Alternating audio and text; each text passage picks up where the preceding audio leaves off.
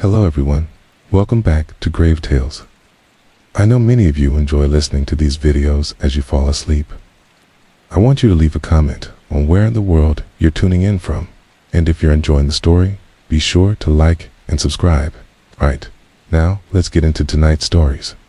I have been looking for a place for months, scrolling through endless listings, walking through apartments that smelled like mold or were so small I could stretch my arms and touch both walls. And by the time I found this one, I was ready to sign anything just to be done with the search. The building was old, really old, the kind with creaky wooden floors, thick crown molding that had been painted over too many times, in those tall, narrow windows that let in barely enough light to make the corners of the rooms feel less like shadows. It had its flaws. The paint on the hallway walls was chipped and yellowing. The stairwell had that faint smell of dust and something metallic, and every footstep echoed like the place was hollow inside. But the rent was cheap. The landlord seemed eager to get someone in fast, and something about the place felt like it might grow on me if I gave it a chance. The first night after moving in was quiet, too quiet, actually, compared to the city. Noise I was used to. I remember sitting on the floor among half-open boxes, eating takeout straight from the container, and letting my eyes wander over the little details in the room. The way the floorboards didn't quite line up, the hairline, crack running along one wall like a lightning bolt frozen in plaster, and the strange, uneven bulge in the paint near the corner. I didn't think much of it then. I was more focused on making the place feel like mine, hanging clothes in the closet, stacking books on the lone shelf, pretending I didn't notice how the place gave off this faint, unshakable feeling that it had stories buried in it. The building itself had an atmosphere.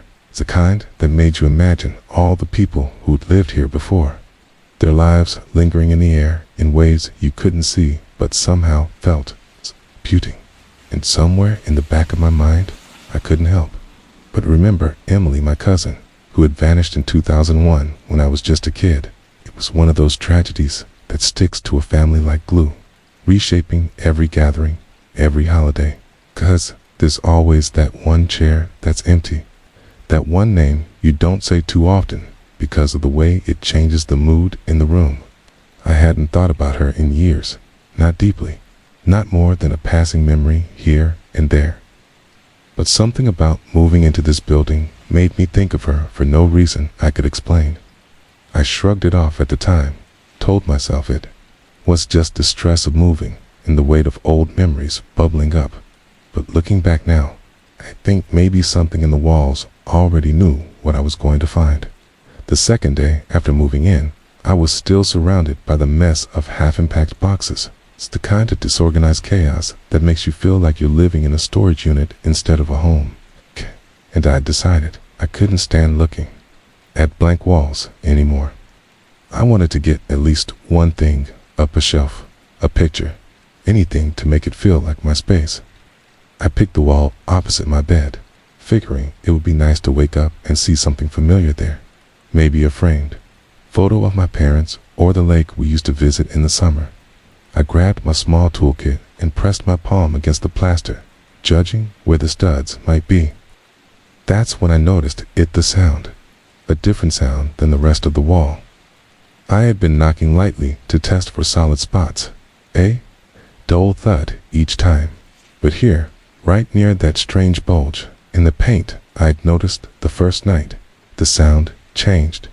It was hollow, deeper, like there was space behind it instead of more wall. I frowned, ran my fingers over the surface, and felt how the paint there didn't quite match the rest. It was just slightly off color, like someone had done a quick touch-up years ago and never blended it right. I leaned in closer, noticing faint brushstrokes under the light. I could see where the edges of this patch didn't line up perfectly with the rest of the wall. At first, I figured it was just part of the building's age. Old walls are full of quirks, but the more I looked at it, the more I realized it wasn't just a quirk. This had been done intentionally. The thought nagged at me, pulling me away from my original plan to hang a shelf. Instead, I fetched a small flathead screwdriver from the toolkit, pressing it carefully into the seam between the patch and the surrounding wall. The paint gave way with surprising ease, curling up in dry flakes that fell onto the floor. Underneath, there was no plaster, just a thin piece of wood painted over to match. I worked at it slowly, prying at the edge until I could get my fingers behind it, and with a small, splintering sound, the panel came loose. A rush of stale, dusty air came out of the cavity behind it, carrying with it a smell I can't quite describe, something between old paper and the faint, sweet scent of something that had been closed away for a long, long time. My heart thudded as I peered into the narrow space. Inside, resting against the wooden studs, was a plastic grocery bag so faded and yellowed with age it looked almost brittle. My first instinct was that it was probably just trash left behind by a previous tenant, maybe some old newspapers or receipts. But when I reached in and pulled it out, the weight wasn't right for paper. It was heavier, and I could feel the solid rectangle of something bound together. I sat back on my heels, the panel still dangling from one corner, and carefully opened the bag.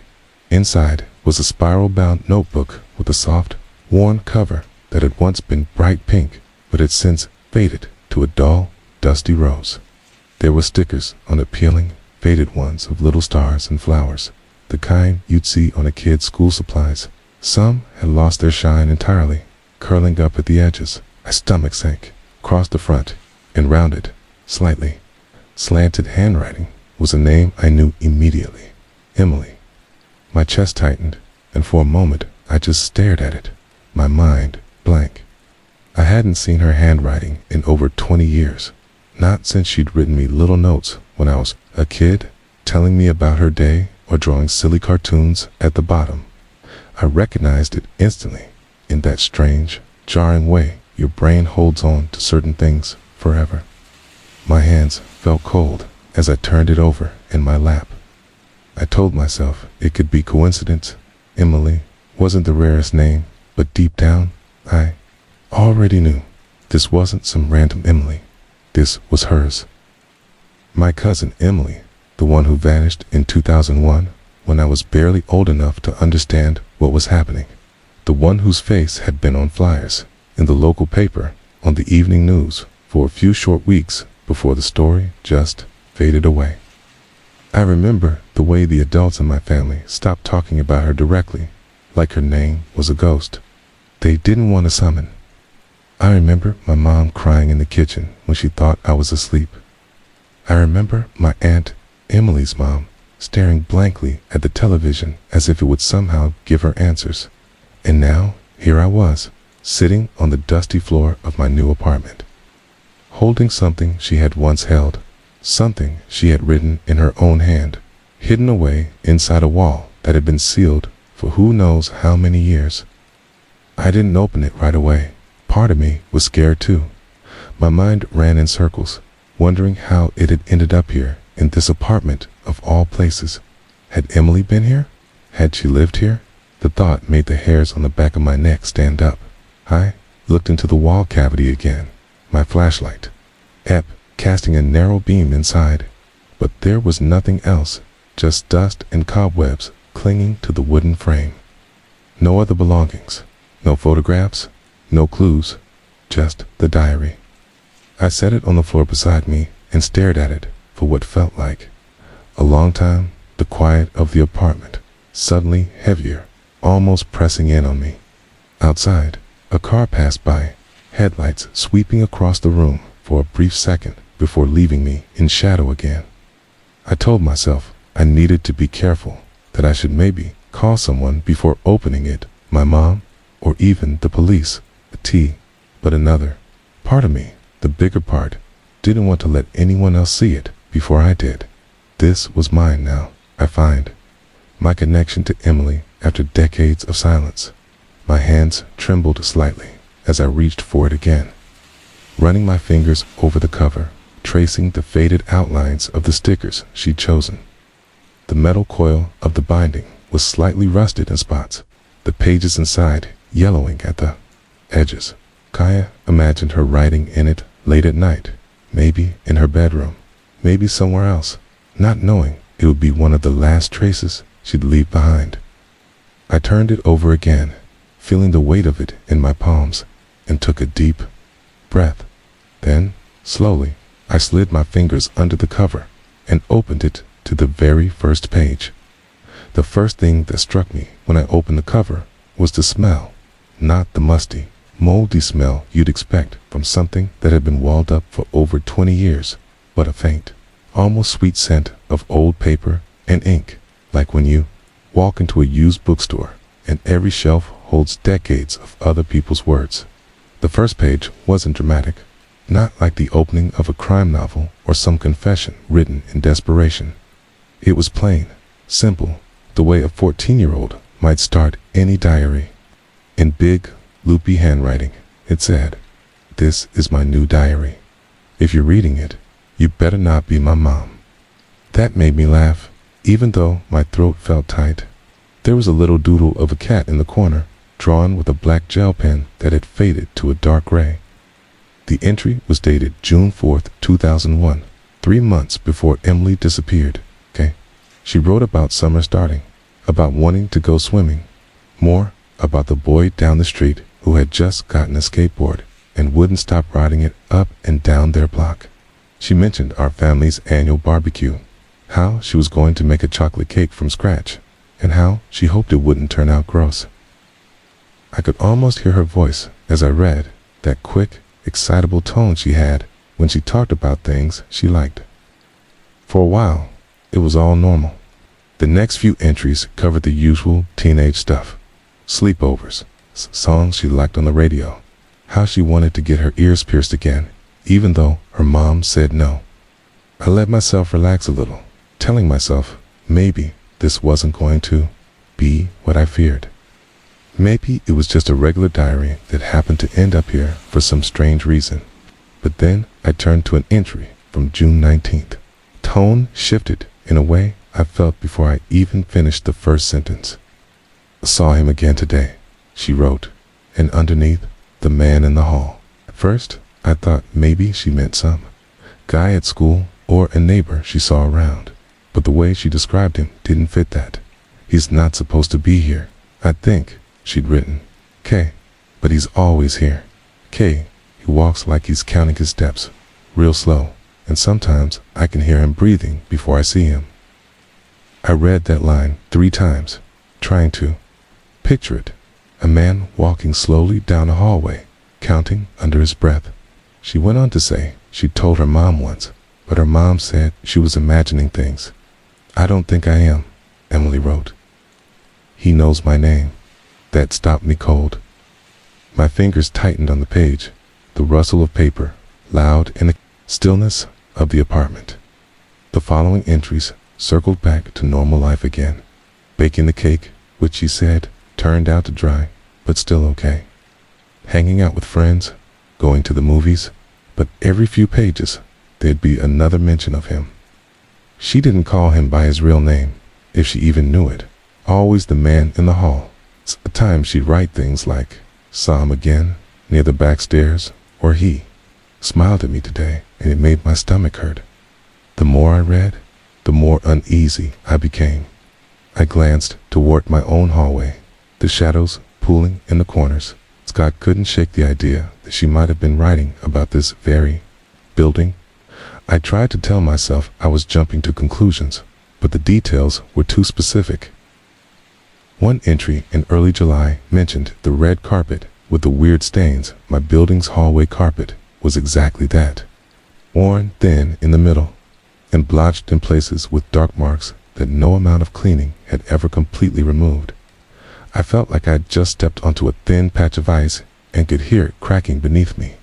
I read faster, almost skimming, until I reached an entry from July 15th that made my skin prickle. "He gave me candy today," she wrote. "It tasted funny. I pretended to eat it, but threw it away when he wasn't looking." Underneath that, she'd drawn a shaky circle around the words, "Don't tell Mom." I sat back, my pulse thudding in my ears.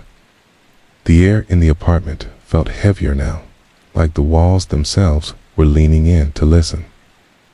This wasn't just a diary anymore. It was a record, breadcrumb trail of something that had been happening to her in the weeks before she vanished. I thought about the family's memories of that summer, how we all assumed she'd been spending time with friends or just enjoying her break.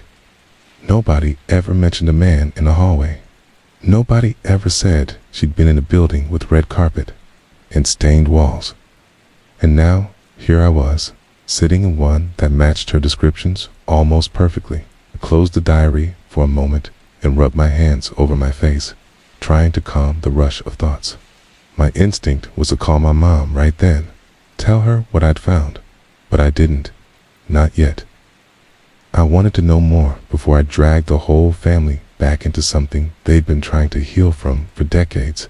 I took a deep breath and opened the diary again. The entries from late July to mid-August became increasingly fragmented, shorter sentences, more repetition. Solemn again appeared over and over, sometimes 3 or 4 times in a single entry. She wrote about hearing footsteps outside her door at night, about shadows moving past her window, even though she lived on the 2nd floor. "He's in my dreams now," she wrote once. "Sometimes I wake up and I think I can still smell his cologne." I swallowed hard, my throat dry.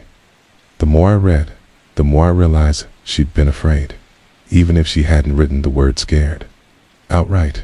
It was in the way her handwriting got smaller, tighter, the way she started crossing things out. One page had a long section scribbled over so hard the paper had nearly torn, but in the right light I could still make out part of it. "He said not to tell anyone. He said they wouldn't believe me." I set the diary down beside me and stared at it, my mind racing through possibilities. Had she been coming here regularly? Had she met this man in some other part of town and he'd brought her here? And why would her diary be hidden in this wall, sealed away, like someone wanted to make sure it was never found? My eyes drifted to the loose panel leaning against the wall, its edges jagged where I'd pried it free. Whoever had hidden the diary must have done it deliberately, which meant someone knew she'd been here. Maybe even the man she wrote about. Thought made my skin crawl. I picked the diary back up and turned to the last entry in August before the pages jumped forward. It was dated August 29th, 2001, just days before she disappeared. The entry was longer than most, written in rushed, slanted lines that tilted more as the page went on. "I think he's mad at me," she wrote. "I didn't go where he told me to today. I went home instead. But then I saw him outside our house, just standing there. I pretended not to see him." Under that, she'd written, "I don't know what to do."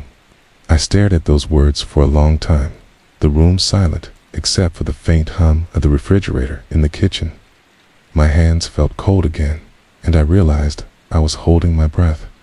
Somewhere in this building, or maybe just connected to it, a piece of the puzzle that had haunted my family for 2 decades had been sitting in the dark, waiting for someone to pull it into the light. And now it was here, in my hands, whispering pieces of a story that might never be complete. But I knew one thing for certain: I couldn't stop now. I had to know how deep this went. By the time I closed the diary again, the sky outside had gone from pale daylight to that heavy gray that sinks over the city just before rain. And the apartment felt darker than it should have, like the corners were swallowing more light than they were given. I sat there on the floor for a long time, the diary beside me, staring at the uneven wall where I'd pulled the panel loose, trying to make sense of what I'd just read. It was one thing to know my cousin had disappeared. It was another to hold a physical piece of her life from the weeks before it happened, especially one hidden in a place she should never have been. Every question in my head only led to more questions, and none of them had easy answers. I kept coming back to one thought: if Emily's diary had been hidden in this wall, then this apartment, or at least this building, had to have some connection to her.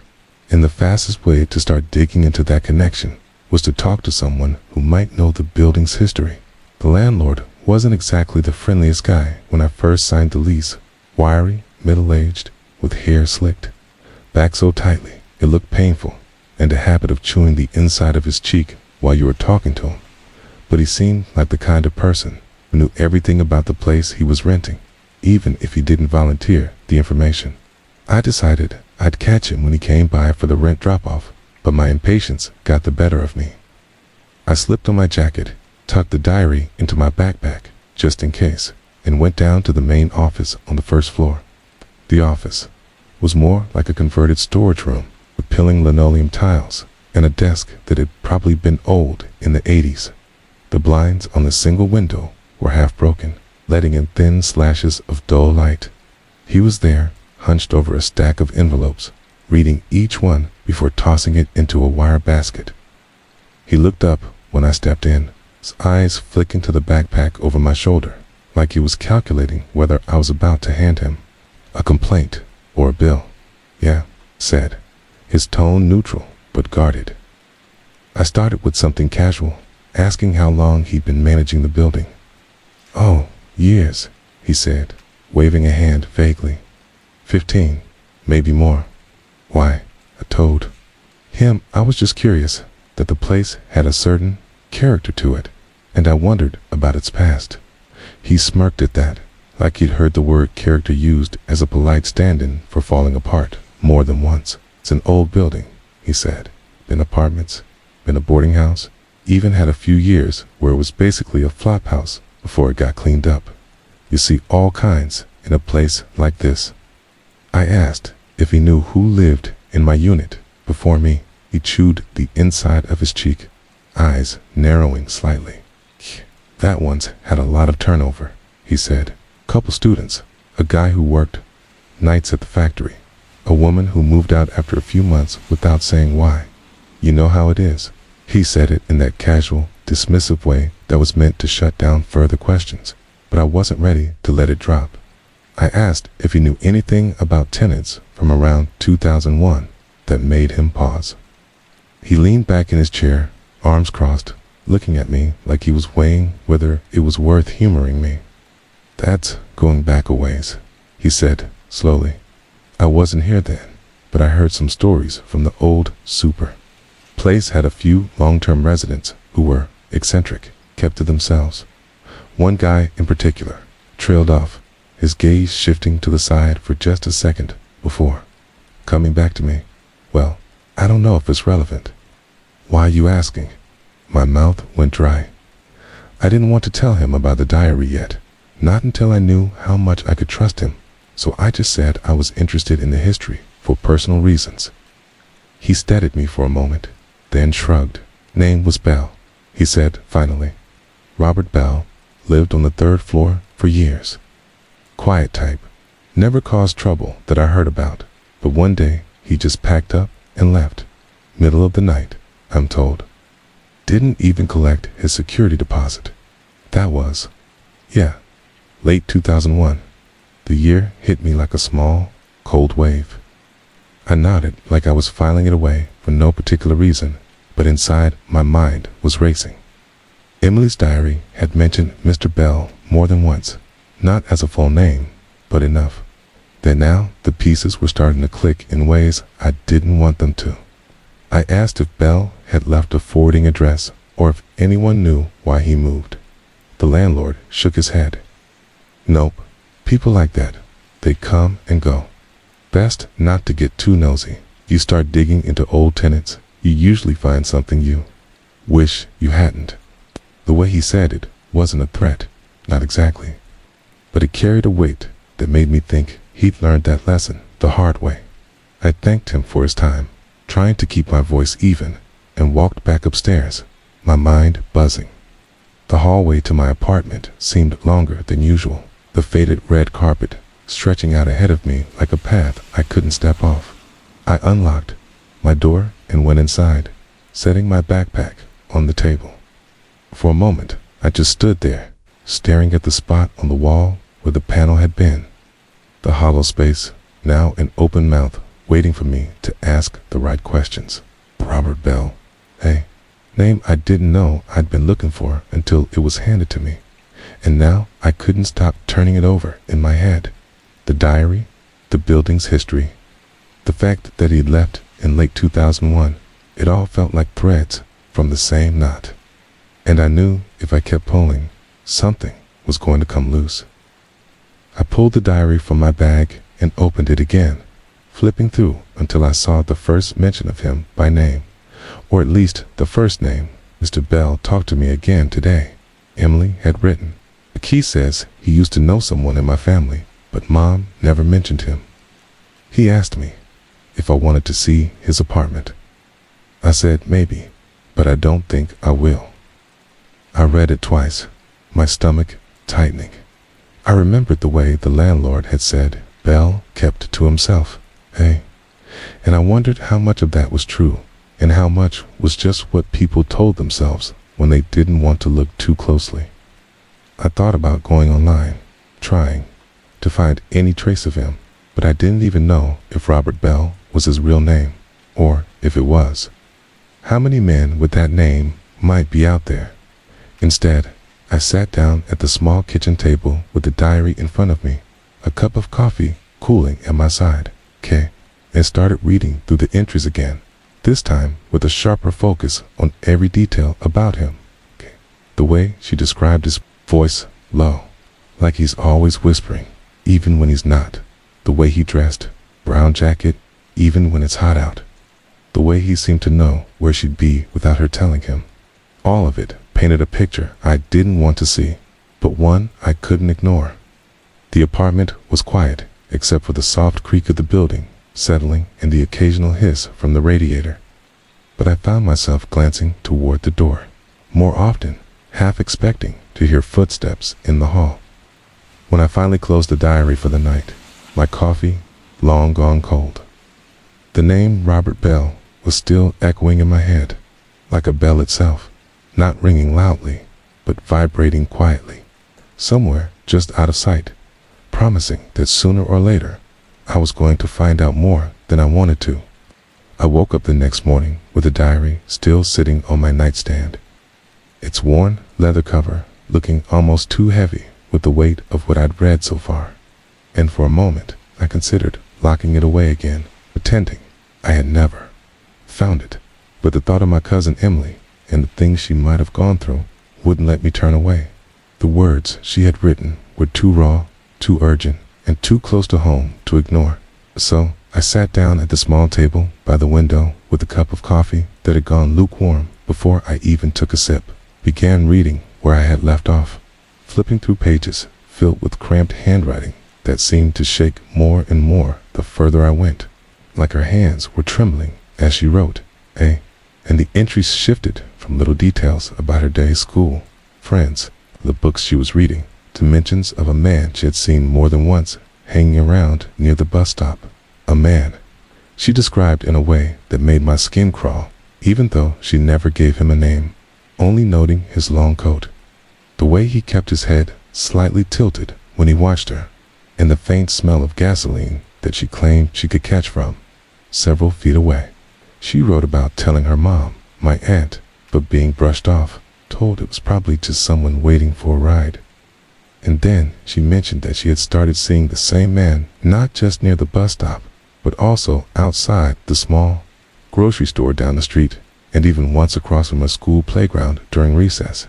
And as I read those lines, I felt a cold tightness in my stomach because I remembered being in that same town back then, hearing bits and pieces of rumors about girls in the area being followed or getting strange phone calls, but I had been too young to connect it all.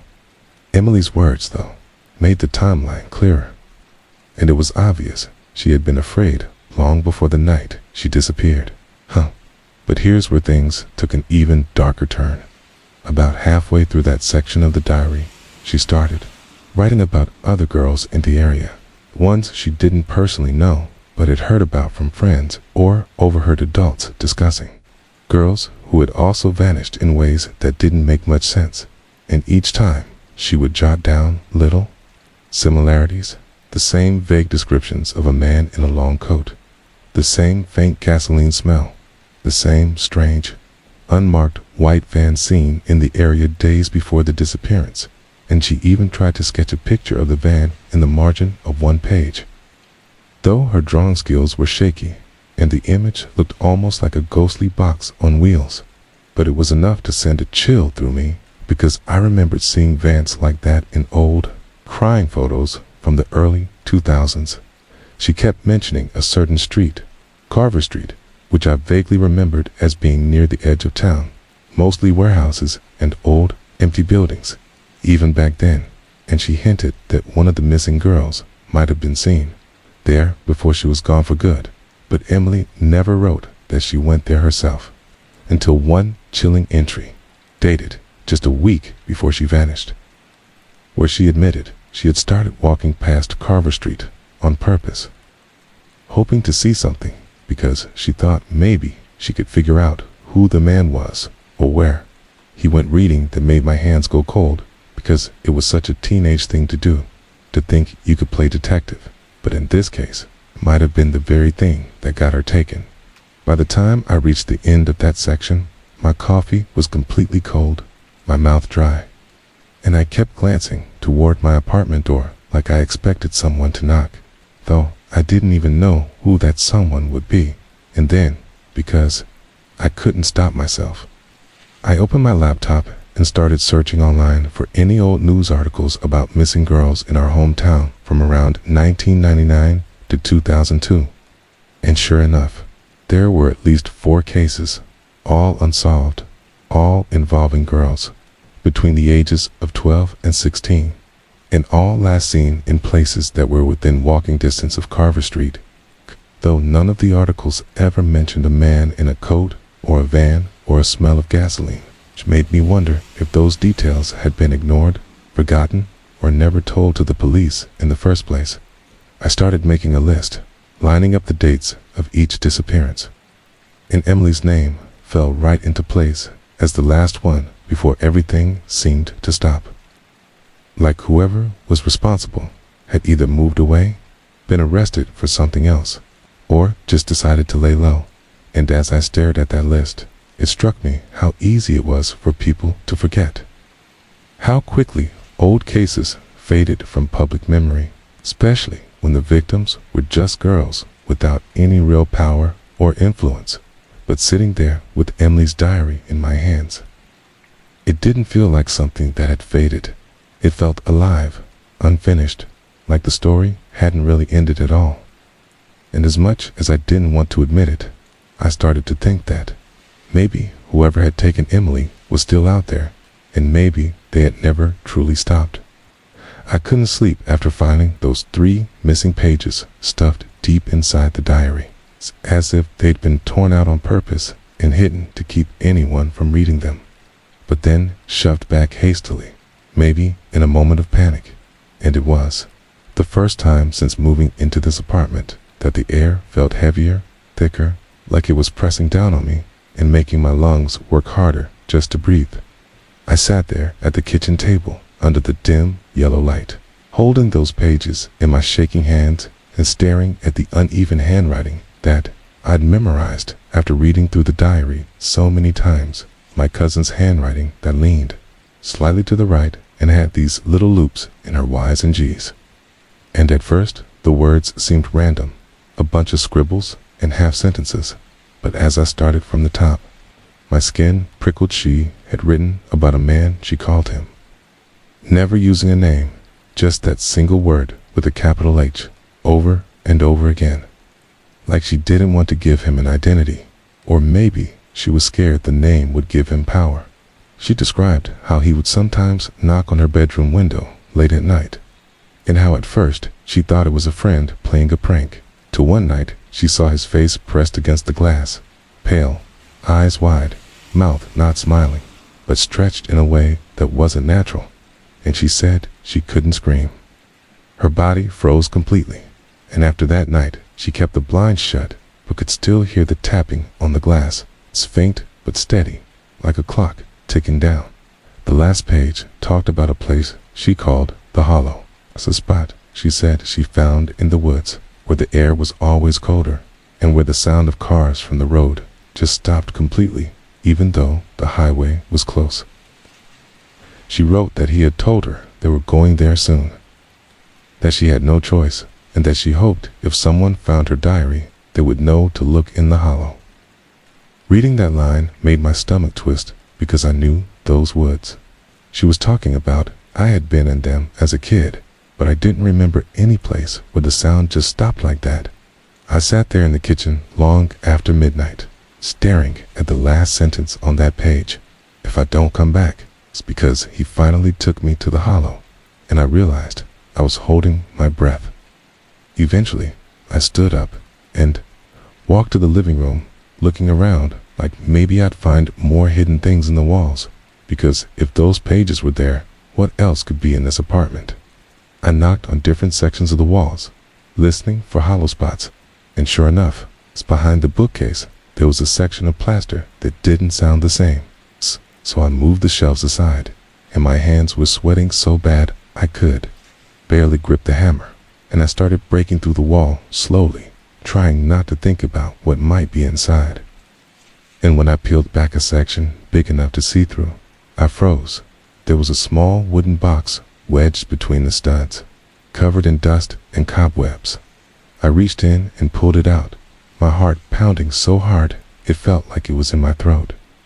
And the box wasn't locked, but the latch was rusted shut, so I pried it open with a screwdriver. Tout, and inside were Polaroid photos, dozens of them, the kind that developed instantly. But these were old edges curling, and in every one of them there was a girl, sometimes my cousin, sometimes girls I didn't recognize, standing in front of what looked like the same spot in the woods, this clearing, with twisted trees and that same strange emptiness in the background. No leaves on the ground, no sound even in the image. Something about it felt dead. My cousin was in several of the photos, her hair messy, her eyes wide, and in some she was smiling in a way that looked forced, like someone was telling her to smile, but she didn't want to. There were also a few where she looked terrified, caught mid-movement, like she was trying to back away from whoever was taking the picture. My hands shook so badly that I dropped one of the Polaroids and it slid across the floor under the couch. And when I reached to grab it, I saw something else had been shoved back there in an envelope, thick and sealed with tape, and inside were newspaper clippings, all about missing girls in the area from the late 90s to early 2000s, including my cousin. But there were others too, names I didn't know, each with their school photo or yearbook picture, and in red ink, someone had circled the dates they disappeared, and written taken next to each one. I felt cold all over, my mind racing with the realization that whoever had hidden these things must have lived here before me, maybe even while my cousin was missing, and the thought that I was now in the same space, breathing the same air, made my skin crawl. I stayed up the rest of the night, going through every inch of the apartment, but I didn't find anything else, and as the first light of morning came through the blinds, I knew I couldn't just ignore this. I had to go to the woods, to the wood hollow, because if it was still there, if it was still the way she described, maybe I could finally understand what happened to her, and maybe, deep down, I was hoping I'd find some trace of her still out there. But the moment I thought about stepping foot into those trees, I felt that same heavy pressure in my chest again, like the air around me was warning me not to go. And for the first time in years, I wondered if I was ready to hear the truth about what really happened in 2001, or if knowing it would destroy me completely. I don't know how many times I sat there at my small kitchen table, staring at that diary in the middle of the wood, the pages slightly curled from age and dampness, the smell of dust still clinging to it, as if every time I opened it, I was breaking open a sealed tomb, and every time I did, I felt the same chill move through me, like I was standing in a doorway between the past and now, listening to someone whisper from the other side. It wasn't just a book anymore, it had become a living thing. The way the entries shifted tone so fast, from excited teenage chatter to trembling desperation, and the way certain sentences seemed to almost be written for me, as if she somehow knew all those years ago that I would be the one reading this decades later, in a place that felt too close to whatever happened to her.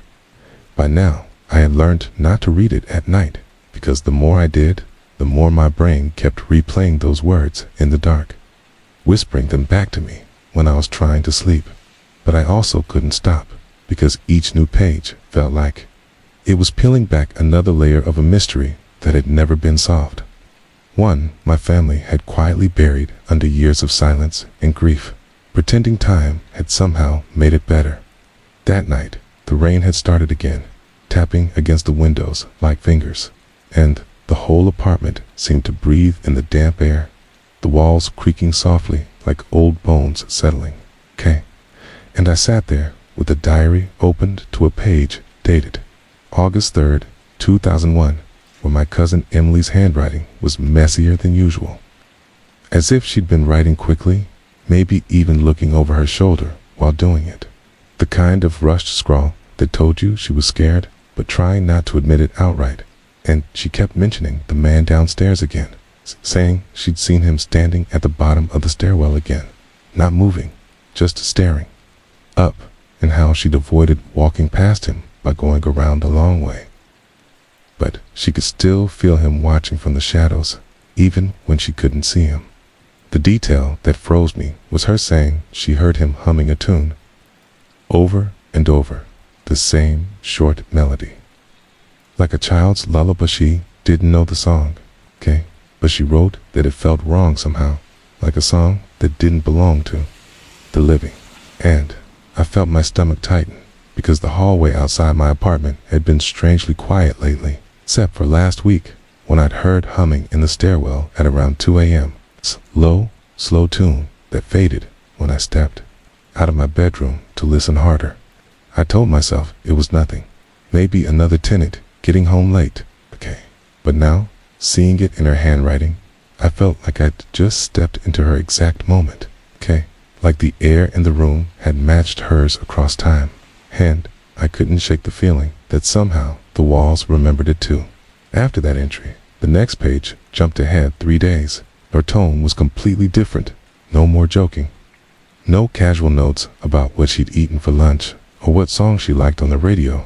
Just a straight, almost clinical list of events, saying she had heard footsteps outside her door late at night. Slow and deliberate, pausing right at her door frame for what felt like minutes, and then a soft scrape along the wall as they moved on, and that she had tried to look through the peephole, but it was so dark she couldn't make out anything except a faint outline, maybe a shoulder, maybe not. Reading that, I pushed my chair back without even thinking, got up and went to my own door, staring through my peephole, half expecting to see something right there on the other side. But the hallway was empty, still lit by the yellowed light that flickered every so often from the cheap bulb above the stairwell. My heart was hammering for no reason I could explain, and when I sat back down, I kept glancing at the door, imagining those footsteps, that shadow, and the way she must have felt being just a teenage girl in a building that suddenly didn't feel safe anymore. But what truly twisted my gut was the next thing she wrote. She said she had started to notice that the man downstairs seemed to know when she left her apartment, cause she would catch glimpses of him already positioned in places she had to pass, like he was waiting for her, not speaking, not even stepping toward her, just watching with an expression she couldn't quite describe, except to say that it was the kind of face you remember even after you wake from a nightmare. She had tried telling her mom, but she wrote that her mom brushed it off, saying maybe he was just another neighbor or a maintenance worker. But Emily didn't believe it, and reading those words, neither did I. I leaned back and thought about how strange it was that I ended up in this exact apartment, years after she vanished. The same walls, the same hallways, tamed how much I didn't like the coincidence. Anymore it felt less like chance and more like a circle closing. And I didn't know if that meant I was walking toward answers or into the same trap she had. After I closed the diary that night, I decided I'd try to find out who had lived here before me. maybe even back in 2001, to see if there were records. And the next day, I went down to the front desk where the building manager, a gray-haired man named Curtis, sat in his usual spot, flipping through paperwork, and I asked him if he knew anything about the history of my apartment. Keeping my tone casual, like I was just curious, but the way his eyes shifted when I said my unit number made me feel like he knew exactly why I was asking. He mumbled something about old records being incomplete and how tenants come and go. But there was a pause afterward.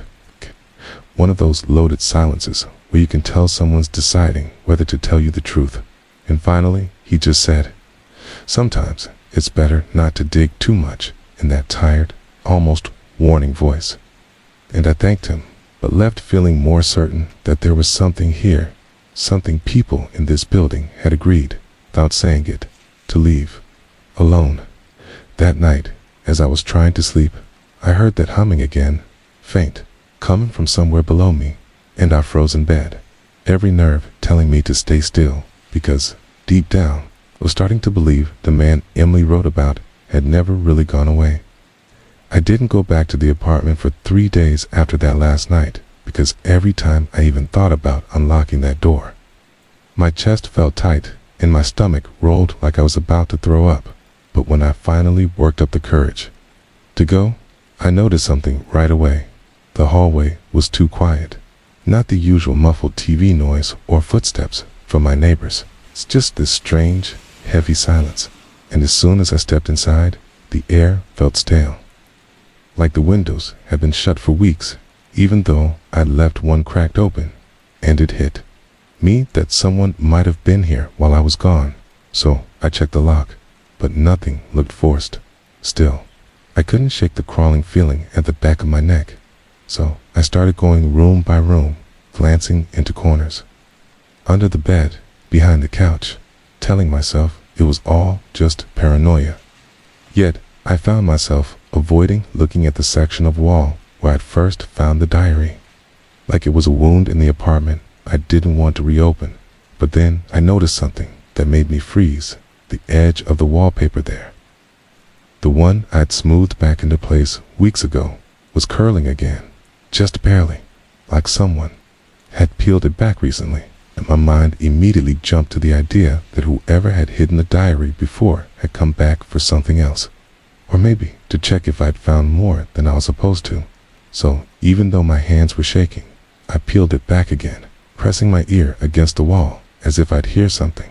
And the strangest thing was, I did not a voice exactly, but this faint, hollow sound, almost like air moving, which made me think there might be more space back there than I thought.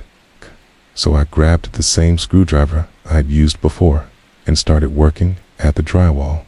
And after about 15 minutes, my fingers broke through to a gap bigger than I'd expected, big enough for me to see inside with my phone light. And what I saw made me sit back hard.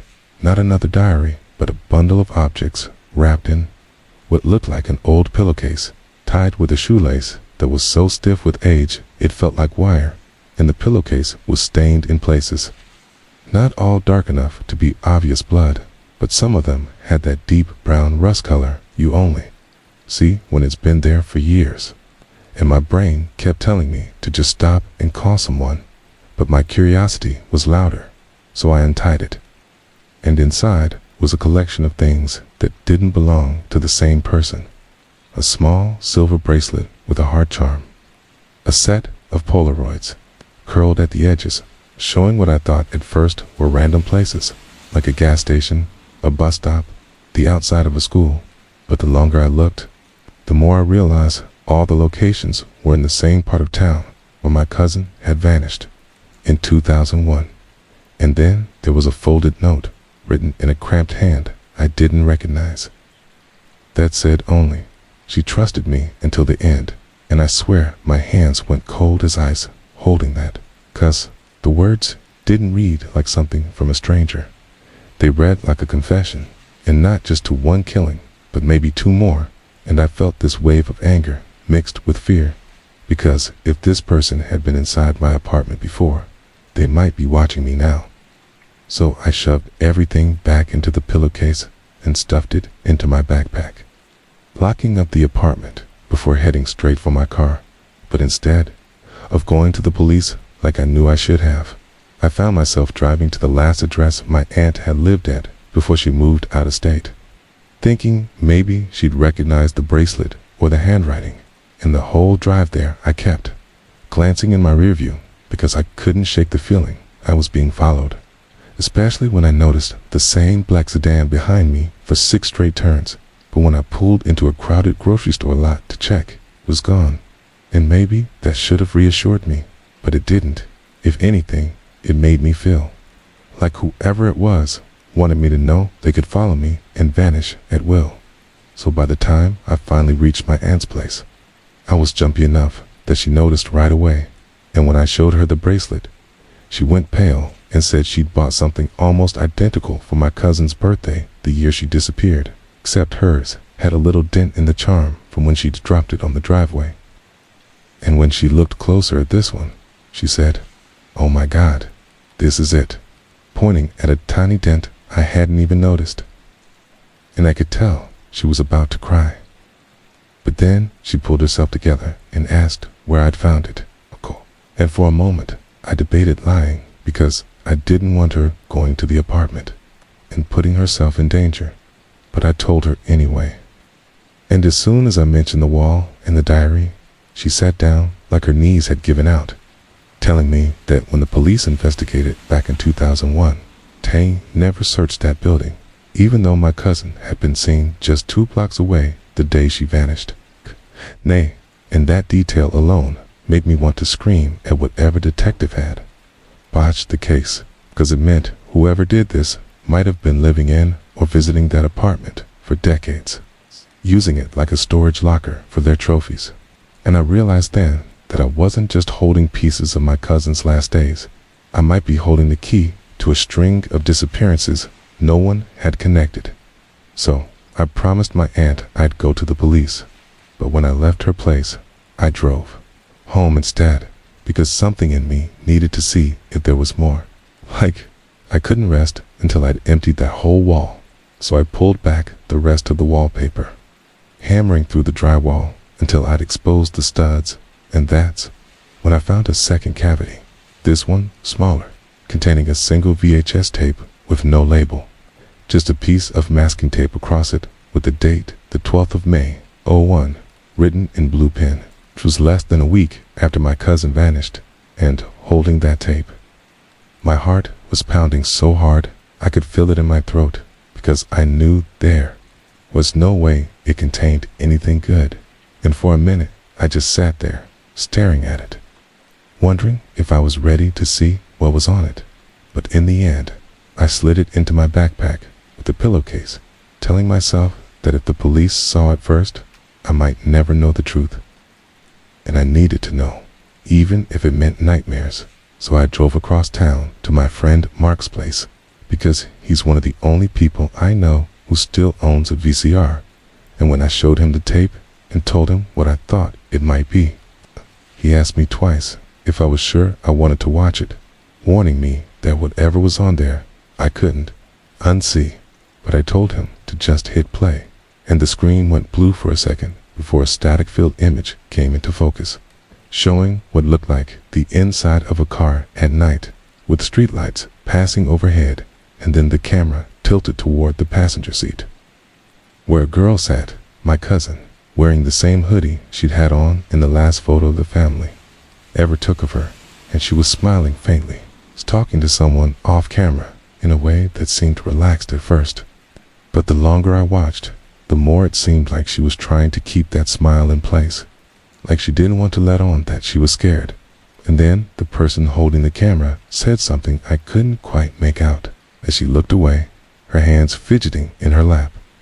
And the video cut abruptly to a dimly lit room that looked like a basement, with her sitting in a chair, glancing toward the camera, but not speaking.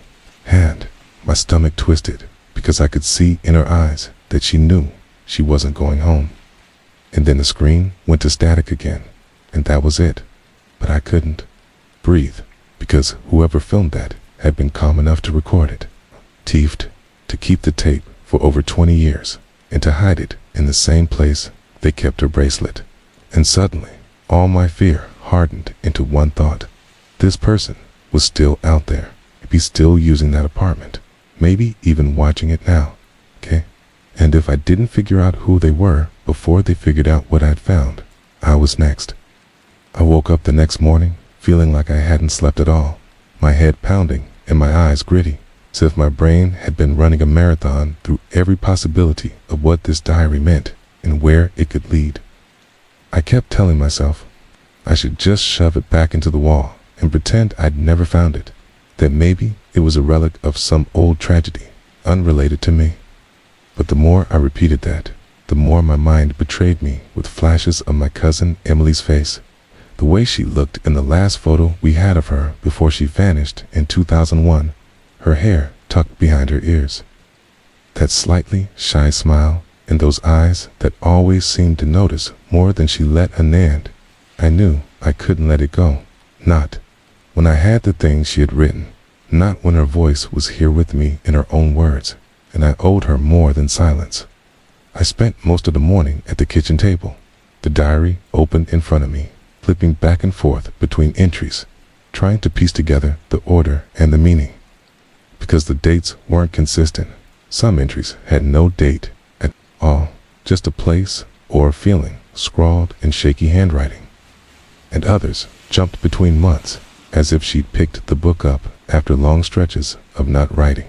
And one thing that kept gnawing at me was how, in several entries, she referred to the upstairs man or him above like it was obvious who she meant. But there was no introduction, no explanation, just the assumption that she already knew and that the diary didn't need to clarify for anyone else. One page in particular caught me off guard. It was written in darker ink, like the pen had pressed hard into the paper. And it said, "I hear him pacing again, and it's worse tonight, because I know he's thinking about me, and even reading." It made the hairs on the back of my neck stand up, because I'd heard pacing before, too. In this building, my neighbor upstairs seemed to walk endlessly at night. Slow, steady footsteps, back and forth, so loud I'd assumed the floors were thin. And for the first time, I wondered if Emily had lived in this very apartment, if she had been sitting where I was sitting now, listening to the same footsteps, feeling the same unease. I looked around at the walls, at the ceiling, imagining her here, trapped and scared, writing in this diary to herself because no one else was there to hear her. And that thought made my stomach twist, because I wasn't just reading history anymore, I was inside it. After hours of rereading, I decided I had to know more about the building, so I went downstairs to talk to the landlord. A gruff man named Stan, who had an office that looked like it hadn't been dusted since the 90s, with faded no smoking signs and stacks of paper in milk crates. And when I asked him how long the building had been here, he said since '79 without looking up from his paperwork. And when I pressed about the tenants, especially around 2001, he got cagey, saying privacy rules meant he couldn't tell me who lived where back then. But his eyes flickered just enough to tell me he knew exactly what I was asking about. I tried a softer approach, saying I'd found something that might have belonged to a previous tenant, and I just wanted to return it. And that's when he finally leaned back and said, "A lot of folks come and go here, and some don't leave the way they should," then quickly changed the subject. Asking if my faucet was still dripping his tone made my skin crawl, 'cause it was too close to confirmation without being one, and I walked back to my apartment with my heart thudding, every creak in the hallway sounding sharper. I locked the door behind me, set the diary on the couch, and found myself staring up at the ceiling again, listening for those footsteps, and right on cue. They started slow, steady, deliberate, back and forth, the same rhythm I'd heard every night since I moved in. But now it didn't feel like normal living noises. Now it felt like someone knew I was listening. Like the steps paused just slightly when I moved or when I stopped breathing for a moment. And the more I focused, the more I thought I heard faint dragging sounds, as if something heavier than a foot was sliding across the floor. I grabbed my phone and considered calling the police. But what would I say? That I was reading my missing cousin's diary, and the guy upstairs might be her abductor after 24 years. They'd hang up or tell me to call back when there was something concrete, and I didn't have that yet. Instead, I decided to try to map the diary entries against the building's layout. So I pulled up the county's property records online and started digging, finding blueprints that showed the same apartment numbers had been in place since it was built, and my stomach dropped when I realized my unit number matched one from a tenant record in 2001. A female, mid-teens, reported missing. Case unresolved. The record didn't list a name, but I didn't need it to. I already knew it was Emily. I sat back, diary in my lap, heart hammering, trying to picture her walking in these same halls, opening these same windows, hearing the same upstairs pacing. And I noticed for the first time that one entry toward the end had a crude little map, sketched in the margin, just a rectangle with me in one corner and him in another, with a dotted line between, and it matched my apartment and the one directly above me.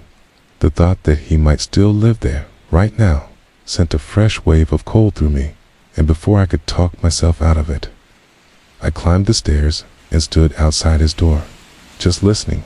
There was no sound now, no pacing, just silence, so deep I could hear my own heartbeat, and I knocked once, light, half hoping he wouldn't answer. When there was nothing, I leaned closer, pressing my ear to the wood, and I could swear I heard a faint scratching sound from inside, followed by the slow creak of floorboards, like someone was moving toward the door. So I stepped back, fast, pretending to check my phone as I hurried away, my hands shaking.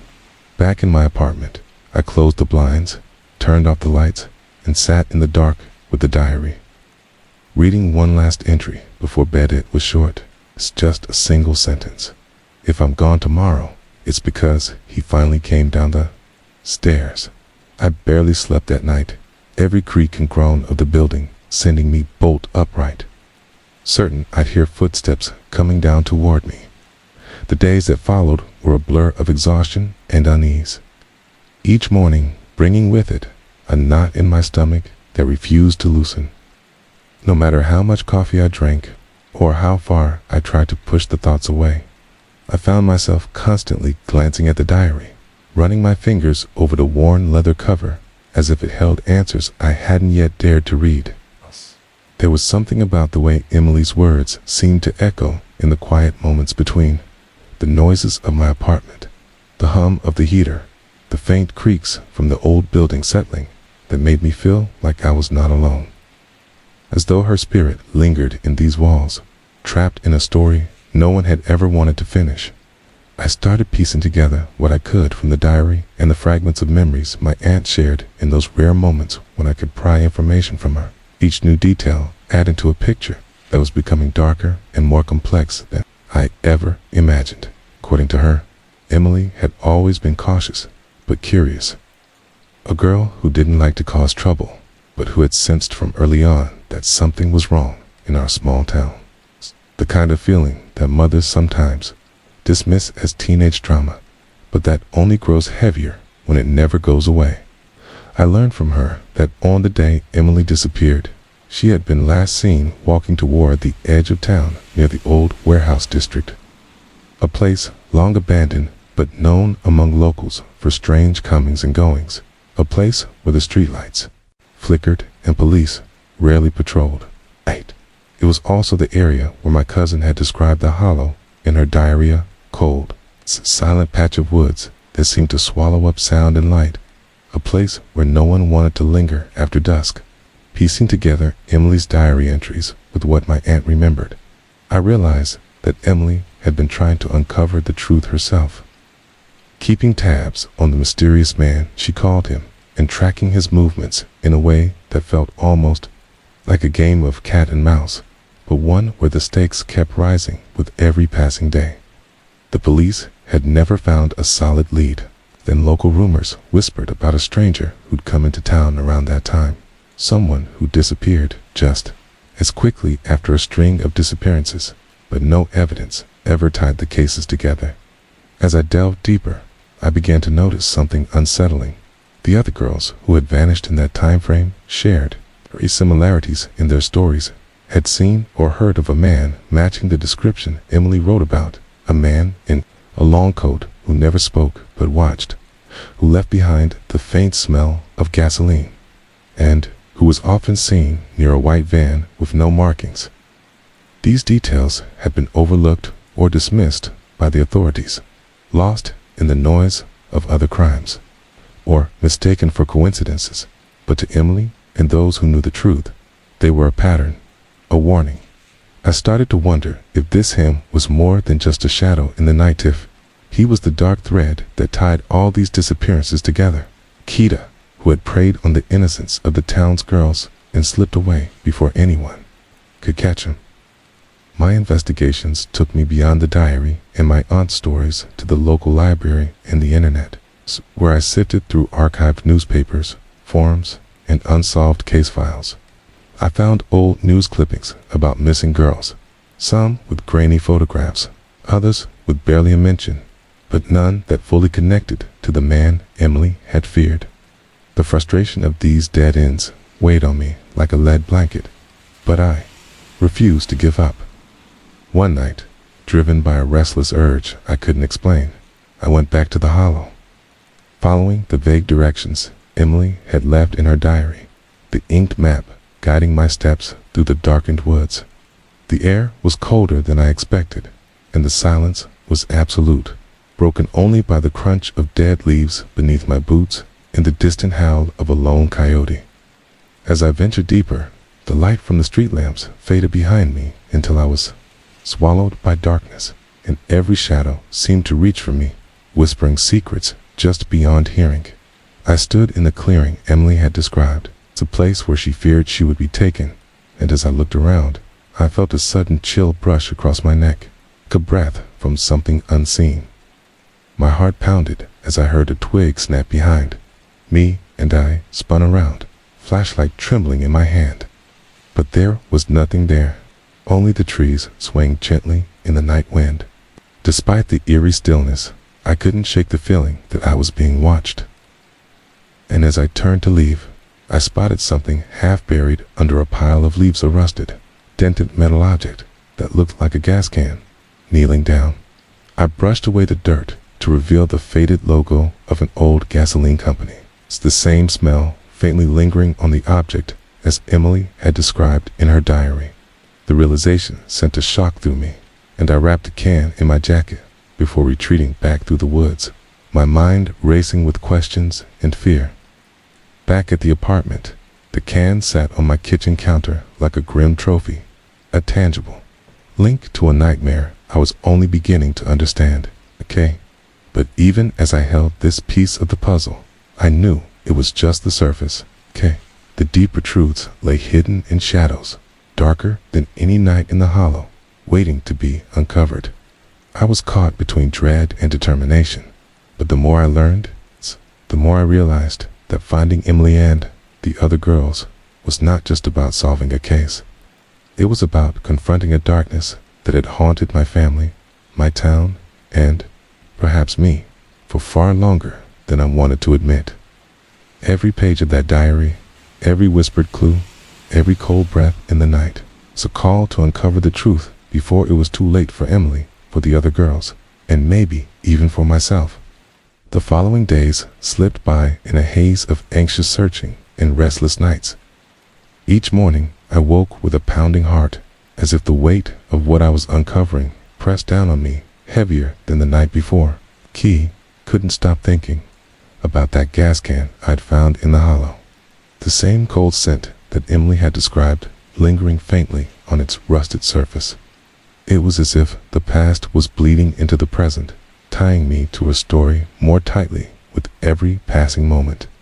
I spent hours poring over old maps, cross-referencing local news archives and police reports, trying to uncover any mention of strange vehicles or suspicious activity near the warehouse district around the time Emily disappeared.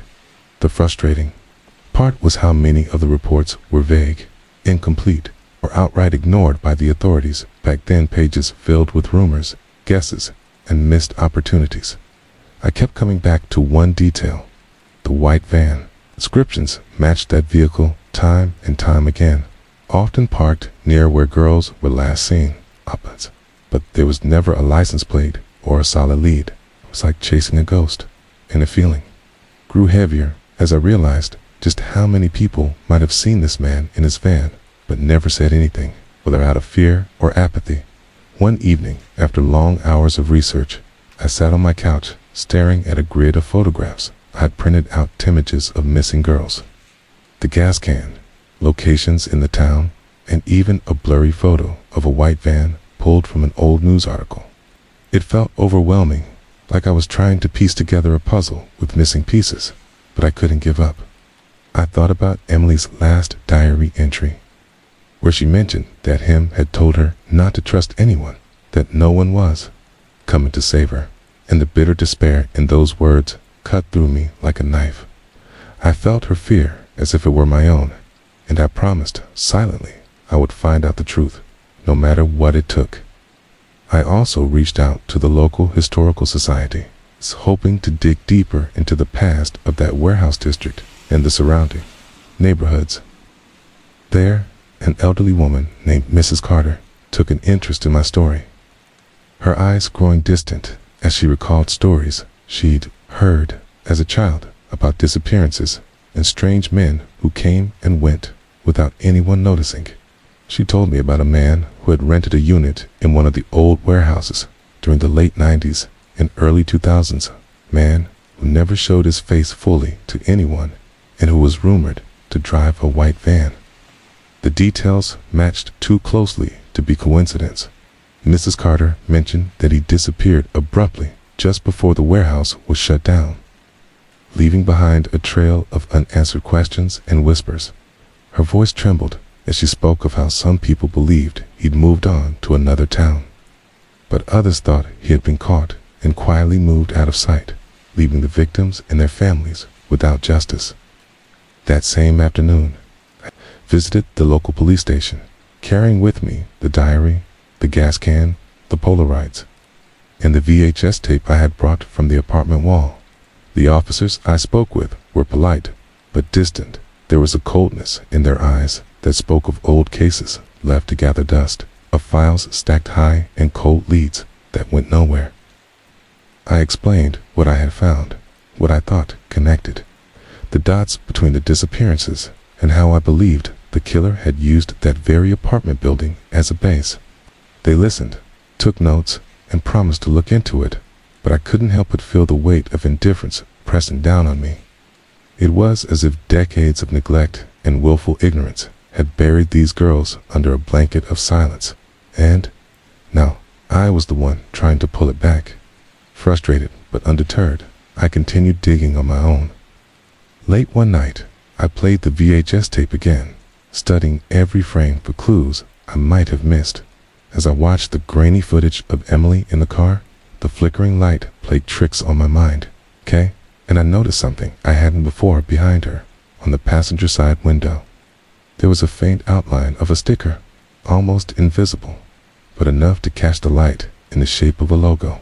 With a magnifying glass and some online searching, I traced it to a small, now defunct gas station chain that had operated around that time only a few miles outside of town. The pieces were starting to fit together in a terrifying way. The smell of gasoline, the gas can, the van parked near that station, it all pointed to a route, a pattern that the man had followed, using isolated locations as stops along the way. The next morning, I drove out to where that station had once stood. Now it was an empty lot, overgrown with weeds and littered with broken glass and rusted metal scraps. But the ghost of its existence clung to the cracked pavement like a memory refusing to fade. I took photos, walked the perimeter, and imagined what had happened there, hoping to find something, anything, a clue, a scrap of evidence that might shed light on the darkness. On my way back, my phone rang. It was an unknown number. My heart jumped in my chest as I answered. A voice came through, low and distorted, whispering my name, then silence. I hung up, shaking, and tried to convince myself it was a prank or a wrong number. But deep down, I knew someone was watching. That night, the footsteps upstairs began again, slower, heavier, as if the person was pacing with purpose. I didn't sleep. I barely dared to breathe. I realized I was no longer just uncovering a story. It's part of it now, caught in a web spun decades ago. And as I stared into the darkness, clutching the diary to my chest, I knew that the answers I sought might come at a cost I wasn't ready to pay. The chilling phone call rattled me more than I wanted to admit, and in the days that followed, thick fog seemed to settle, not just outside my apartment, but inside my mind as well. I found myself jumping at shadows, the sound of my own footsteps, echoing too loudly in the empty halls, and every unexpected knock or creak sending my heart into a frantic beat. The diary lay open on my kitchen table, its yellowed pages heavy with Emily's fears and warnings, and I clung to it like a lifeline, desperate for some clue, some thread that could lead me out of the darkness that was creeping into my life. I became obsessed with retracing Emily's last steps, piecing together her days before she vanished in a way that no one else had. Sifting through every entry, every scrawled note, looking for patterns, places, and people. I made lists of names she mentioned, locations she visited, even the smallest details, like the song she wrote about hearing late at night, or the scent of gasoline that seemed to follow him. As I dug deeper, I started talking to neighbors and longtime residents, quietly asking about anyone new who had moved in around 2000 or 2001. Anyone who had seemed strange or out of place. I learned of a man who had lived on the floor above. Me, a loner who kept to himself, rarely seen outside except at odd hours. Rumors circulated about strange noises, whispered arguments, and the occasional glimpse of a white van parked out front. Some neighbors had moved away suddenly. Others spoke of feeling watched or followed. But no one dared say much openly, and every conversation ended with a warning to mind my own business. I understood then that fear wasn't just in my head, was real, and it had been for a long time. One afternoon, while going through old town records at the library, I stumbled upon a police blotter from 2002 detailing an anonymous tip about a suspicious vehicle seen near the warehouse district, described as a white van matching the one. Emily's diary in the local stories had reference, but the investigation had been dropped for lack of evidence. It felt like the entire system was built to fail victims like Emily, leaving families to fight alone in the dark. Driven by desperation, I started keeping a journal of my own, documenting every strange occurrence, the footsteps upstairs that seemed to grow louder and more purposeful, the faint humming in the stairwell that sent shivers down my spine, the shadows that seemed to linger just beyond the edge of my vision. I installed extra locks on my door and a cheap security camera aimed down the hall, but the sense of being watched never left me. One night, as I reviewed footage from the camera, I noticed something unsettling. A dark figure standing in the stairwell, barely visible, but enough to make my blood run cold. The figure didn't move or turn toward the camera, just stood there, watching, and then disappeared into the darkness. I showed the footage to my aunt, whose face paled, her hands trembling as she whispered that it looked like the man Emily feared most, the same man who had haunted our family for years. The walls around me seemed to close in tighter with each passing day, and sleep became a distant memory. I was caught between the need to uncover the truth and the overwhelming fear that the truth would destroy me. But then I remembered a final entry in the diary I hadn't read before, one that was tucked away in the back with no date. Just a brief note, scrawled hastily. "If you find this, beware. He knows you're here." Those words echoed in my mind as I realized I wasn't just reading Emily's story, I was living it. And The shadows that had chased her for decades were now following me. The days stretched on like a never-ending spiral of fear and sleepless nights, and I was becoming a shadow of myself, haunted by every sound, every creak of the old building, and the ever-present feeling that unseen eyes were on me, watching, waiting for me to slip. I stopped answering calls from unknown numbers, and when my phone rang, my heart would jump, expecting the voice to return the distorted whisper from that chilling night. The diary had become my constant companion. Its pages were worn and stained from hours of study, and every new entry revealed more of Emily's terror and desperation. But it also gave me clues, small glimpses into her last days that I couldn't ignore. I found that she had started keeping track of his patterns, the times he moved, the places he went, even the kind of music he hummed. She wrote about the white van with its rusted door, the gas can she spotted near the old warehouse, and the eerie lullabies that seemed to echo in the hallways late at night. Each note was a breadcrumb leading deeper into a dark maze, and I was determined to follow them to the end, no matter how far the path took me. One cold evening, I met with an old private investigator named Harris. Had once worked on a few cold cases in our area, including some involving missing girls. He was skeptical when I first showed him the diary and the evidence, but as I explained the connections and handed him copies of the photos and diary entries, his expression changed. He told me stories I hadn't heard before about how some cases got quietly buried, how witnesses were silenced by fear, and how predators like the man Emily described often slipped through the cracks because the system wasn't designed to catch them. Harris agreed to help me dig deeper, promising to use his contacts and resources to find anything the police might have missed or ignored.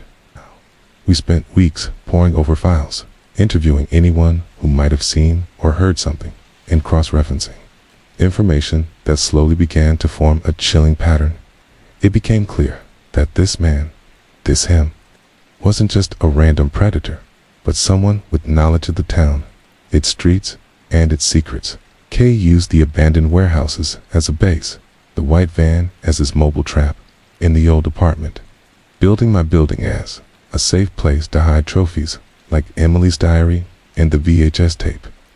One day, Harris brought me a name that sent a jolt through my body.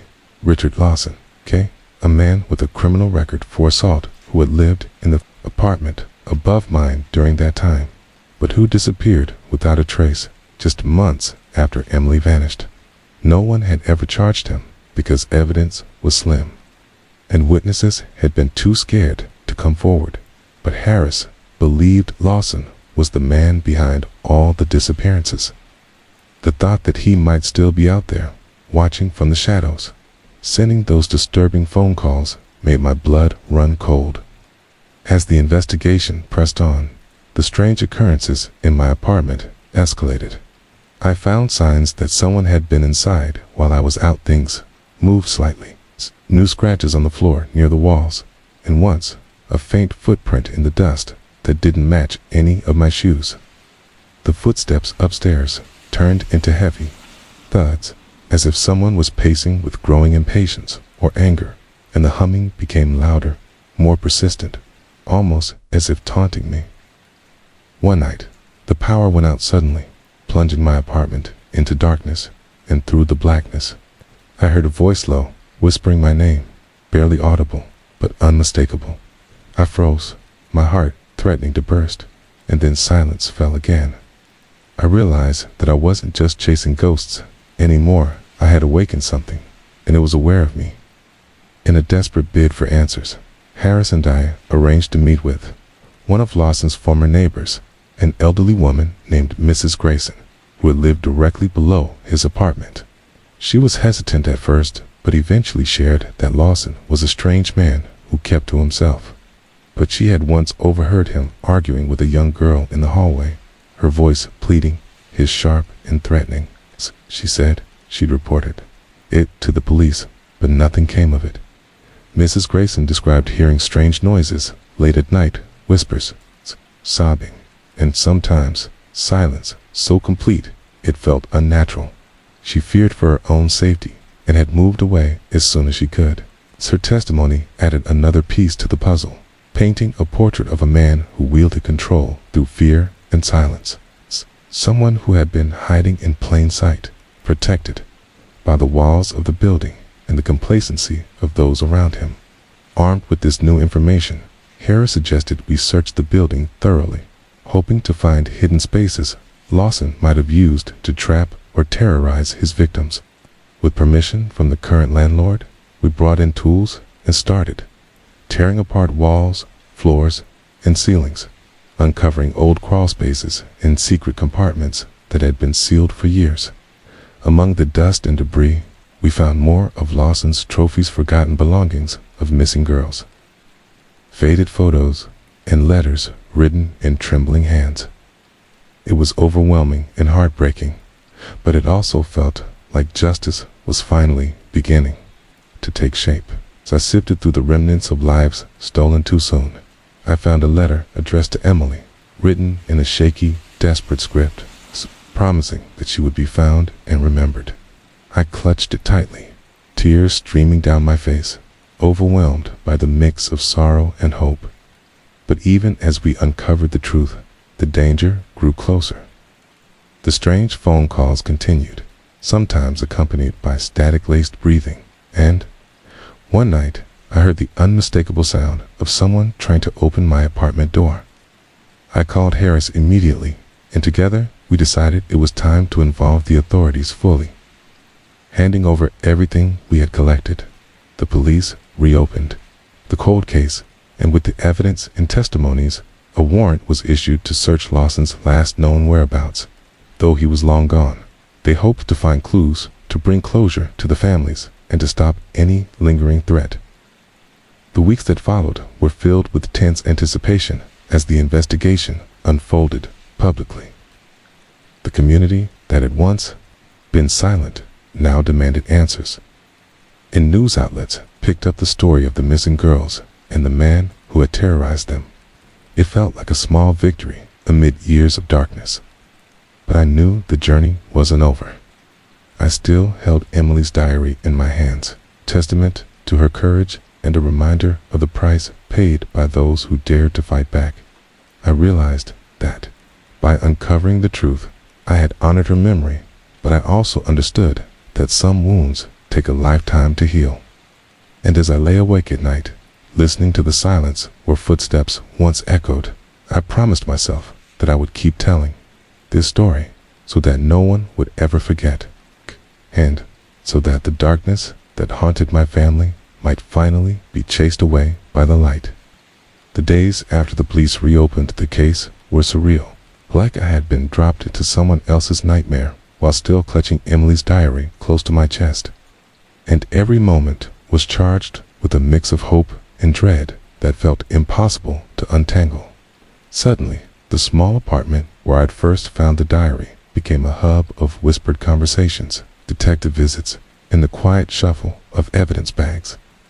And I was both relieved and fear-relieved that the story was finally being taken seriously, but afraid of what deeper truths might come to light.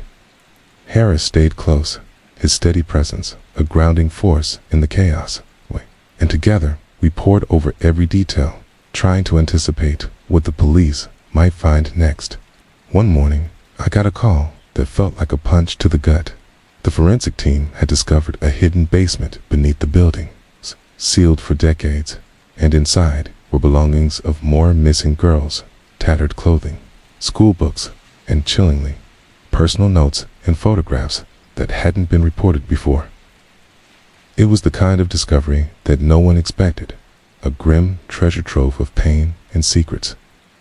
The police cordoned off the building, and neighbors gathered, some expressing shock, others tears, and a few even anger that this had gone unnoticed for so long. The media descended on the story, but I kept myself distant, letting the professionals do their work. Though every report reminded me of Emily and the other girls who had vanished with barely a trace, I spent hours at the library poring through archived news stories, witness statements, and police reports, trying to connect the dots between the clues we'd uncovered and the broader pattern of disappearances across the region. It became clear that Lawson, if he was indeed the man behind it all, had been careful, methodical, and terrifyingly patient, hiding in plain sight while weaving a web that trapped young girls in a nightmare from which most never escaped. One particularly harrowing discovery came from a former neighbor of Lawson's who had kept a journal of strange events around the building, noting odd visitors at odd hours, mysterious noises, and a peculiar white van parked regularly near the warehouse. The neighbor's account matched Emily's diary entries in eerie detail, confirming the chilling presence that had haunted the neighborhood. As the investigation unfolded, new leads emerged, including a mysterious phone number found in Lawson's old belongings, which police traced to a burner phone still active in a neighboring state. The idea that Lawson or an accomplice might still be active sent shockwaves through the community, and the police urged anyone with information to come forward. I found myself back at the apartment often, feeling the weight of history pressing down on me, and I started writing again, not just notes, but reflections and memories, trying to make sense of the fear and grief that had seeped into every corner of my life. Emily's diary was no longer just a relic. It was a voice, a plea for justice, and a reminder that stories like hers deserve to be told, no matter how painful. Then, one cold evening, a breakthrough came when the police discovered surveillance footage from a gas station near the warehouse district dating back to 2001, showing a white van matching the descriptions from the diary and witness accounts, parked for hours, and, most chillingly, a figure matching Lawson's build entering the lot. The footage was grainy but undeniable, a piece of evidence that tied him to the locations where several girls were last seen. The news spread quickly, igniting a wave of hope among the families and friends of the missing. But it also brought a fresh surge of fear if Lawson was still out there. How many more lives were at risk? The community rallied, organizing vigils and support groups, and I was invited to speak, sharing Emily's story and the journey that had led us to this point, standing before a crowd of strangers, united by grief and determination. I felt a strange mixture of vulnerability and strength, knowing that while the past couldn't be changed, the future might yet be saved by the courage of those willing to face the darkness. As the investigation progressed, the police widened their search, uncovering more hidden spaces and clues, and slowly, the full scope of Lawson's crimes began to emerge. A decades-long campaign of terror, manipulation, and silence that had haunted my town for too long. I found myself at the center of a story bigger than I'd ever imagined, and even though the path ahead was uncertain, I was no longer afraid to walk it. Each page of Emily's diary was a step forward, a beacon in the darkness, and as I read her words aloud during community events, I could feel her presence, a reminder that even in the deepest shadows, there is light. The weeks following the release of the surveillance footage were a whirlwind of emotions, news reports, and community meetings. And although there was a sense of hope that justice might finally be within reach, a dark cloud of uncertainty and fear hung over everything like a suffocating fog that refused to lift. The police intensified their efforts, tracking down every lead and searching every shadowed corner. But the longer the investigation stretched, the more I realized just how deeply this darkness had been woven into the fabric of our town for decades. The faces of the missing girls were everywhere in old photographs, news articles, and in Emily's diary, which I had now memorized page by page. I kept it close, like a sacred relic, a connection to a cousin I barely knew, but who had become a guiding light in this grim journey. Harris continued to work tirelessly alongside the police, his experience invaluable in uncovering things the official channels missed or ignored. And together, we pored over Lawson's old records, interviewing anyone who had even the faintest connection to him. We uncovered chilling details about his past, including his time in prison for assault and a pattern of stalking that went back years before the disappearances began. It was clear he was a man who had been honing his cruelty and control for a long time, and the thought made my blood run cold. Despite the mounting evidence, the fact that Lawson had vanished without a trace was a constant source of frustration and fear. Some speculated he had fled the country.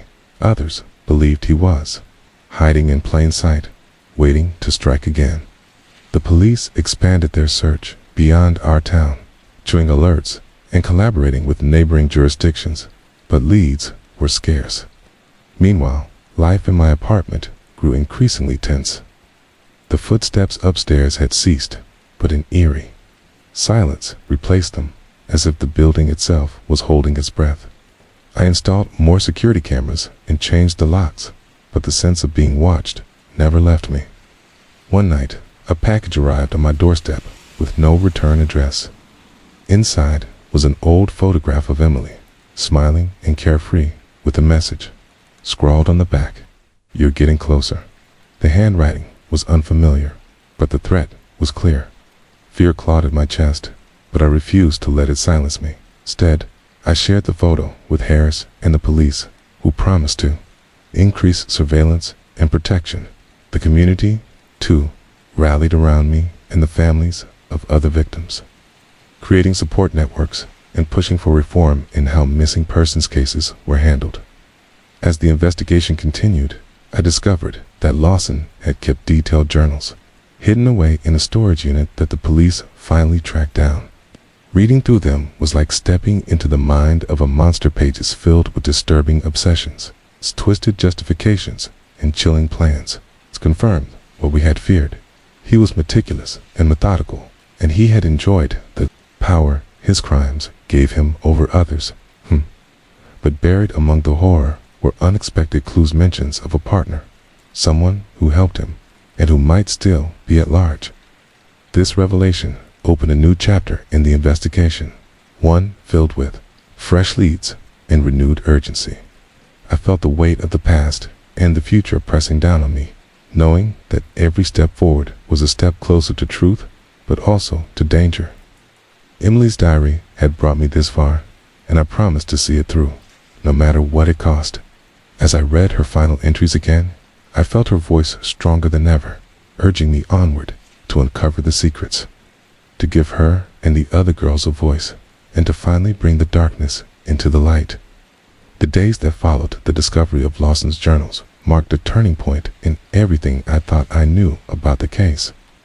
And suddenly, the investigation took on a new urgency that felt both terrifying and exhilarating, as though we were finally peeling back the layers of a long-buried nightmare that had haunted our town for decades.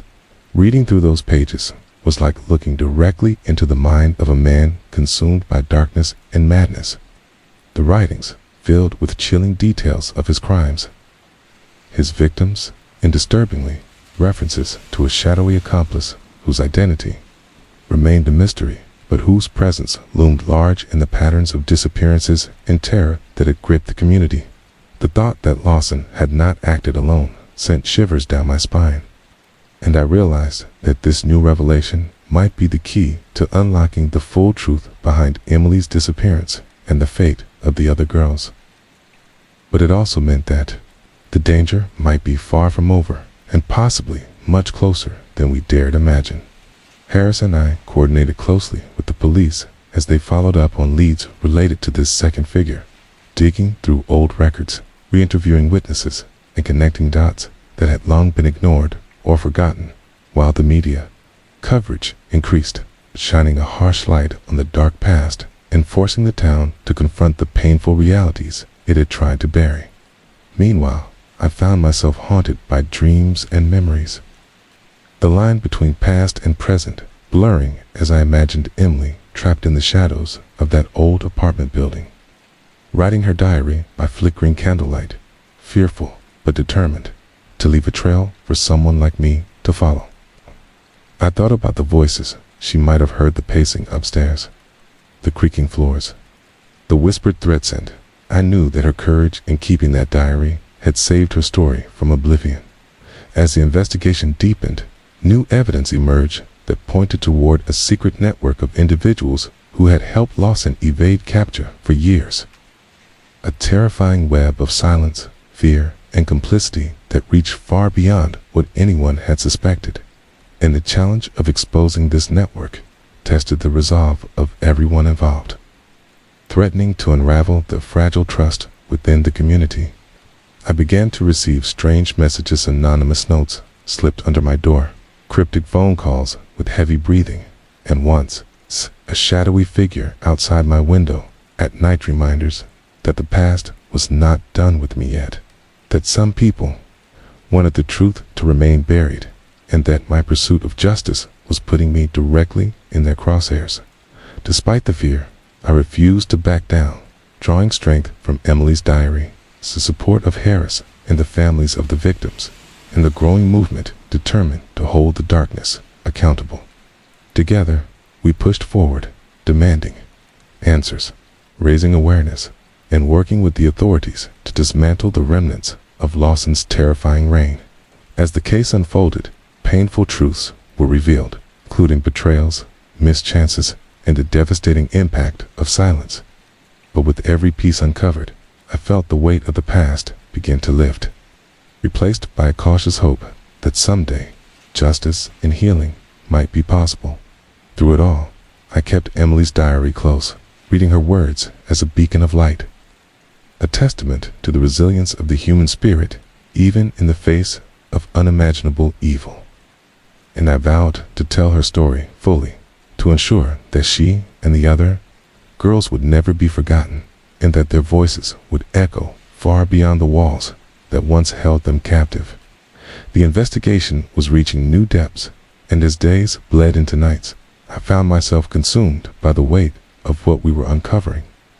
The truths that had long been buried beneath decades of silence and fear.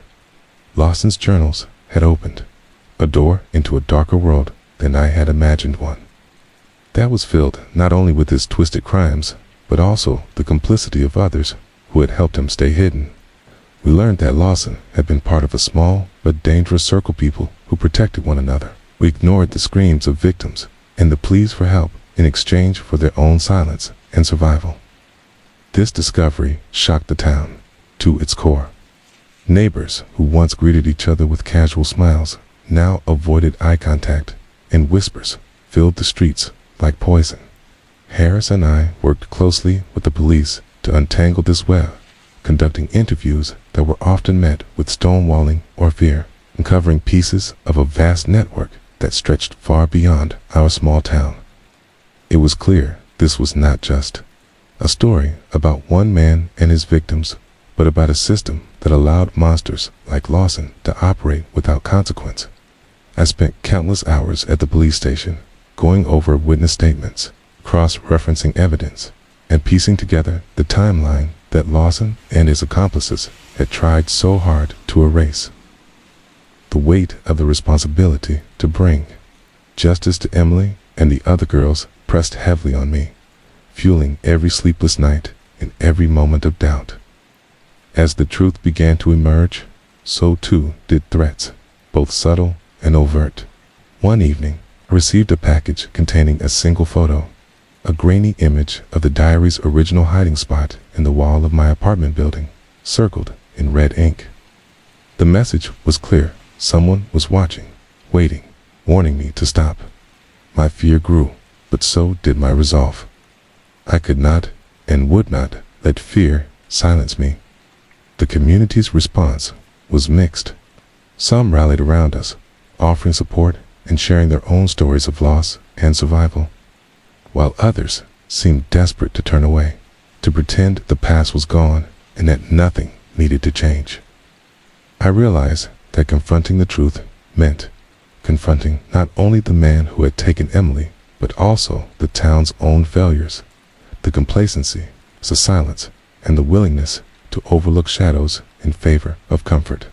In the quiet moments, I thought often of Emily, her words, her courage, and the diary that had bridged time and tragedy to bring us together.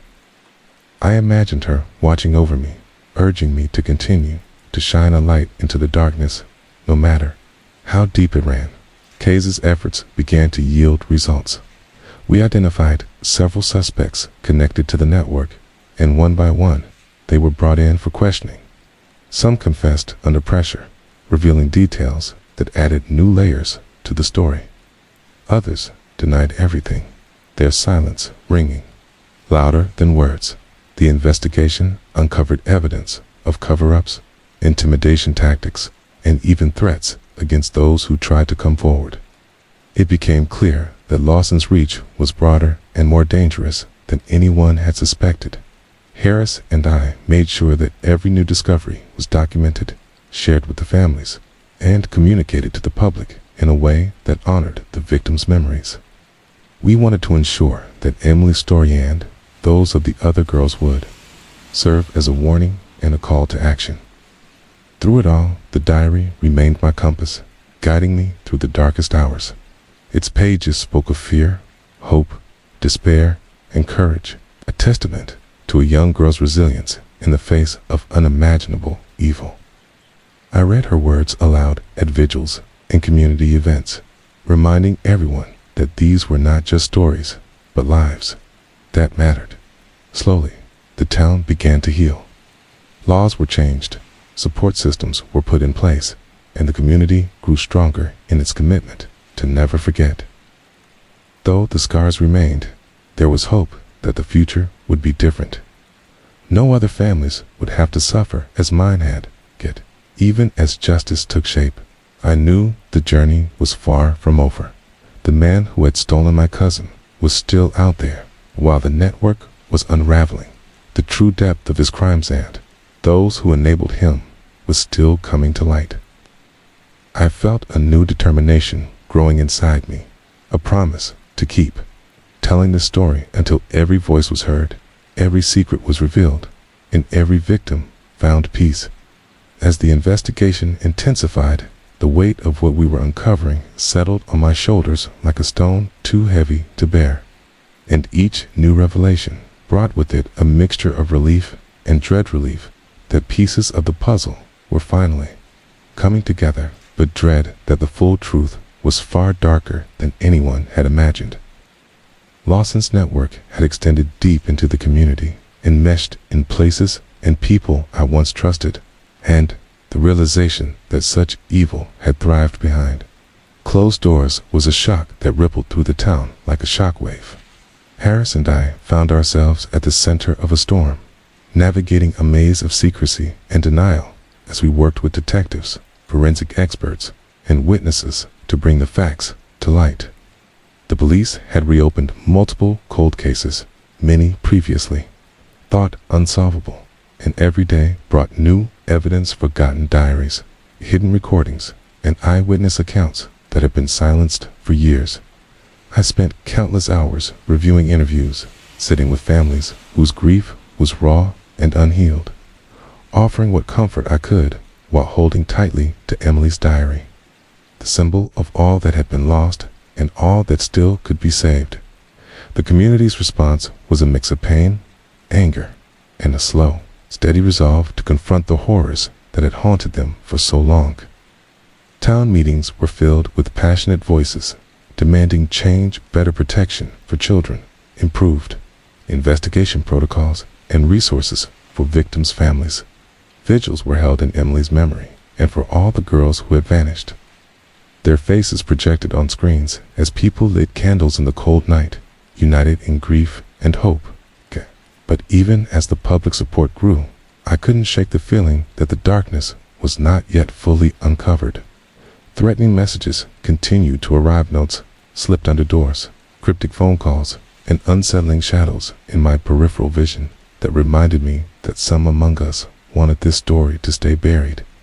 One particularly chilling night, I found a single white rose on my doorstep, petals stained with what looked like dirt or dried blood. And I knew that those who had shielded Lawson and his accomplices were still watching, waiting to silence me. I shared this with Harris and the police, who increased protection around my home and office, but the fear lingered. I learned to live with it, channeling my anxiety into determination, knowing that stopping now would mean betraying Emily's memory and letting evil win. The turning point came when a breakthrough in forensic science allowed the police to extract DNA from some of the items found in the hidden basement of the apartment building. This DNA was linked to an unidentified man, one whose profile matched descriptions from multiple witnesses, but who had never been arrested or questioned before. The police named him John Doe 7 inches in their files, and a nationwide search was launched to find him. As the investigation went public, I was invited to participate in interviews and documentaries telling the story of Emily's diary and the painstaking quest to bring justice. Speaking about the case was both cathartic and exhausting, reliving the pain, but also knowing that shining a light on this nightmare was the first step toward healing. The pressure mounted as the search for John Doe 7 intensified, and I felt the eyes of the world on me, along with the watchful gaze of those who wanted the past to remain hidden. Yet, amidst the chaos, moments of hope broke through. I received letters from other families who had suffered similar losses, thanking me for giving voice to their pain and inspiring them to speak out. Survivors reached out, sharing their stories, and their strength reminded me that even in the darkest times, resilience and courage endure. Then, one quiet afternoon, I received a call from the lead detective. John Doe 7 had been identified as Michael Reynolds, a man with a long history of violence and evasion, currently living under an alias in a neighboring state. News sent shockwaves through me finally. After years of searching, there was a name, a face, a chance for closure. Plans for his arrest were set in motion, and the community prepared for a reckoning that many had feared but hoped would never come.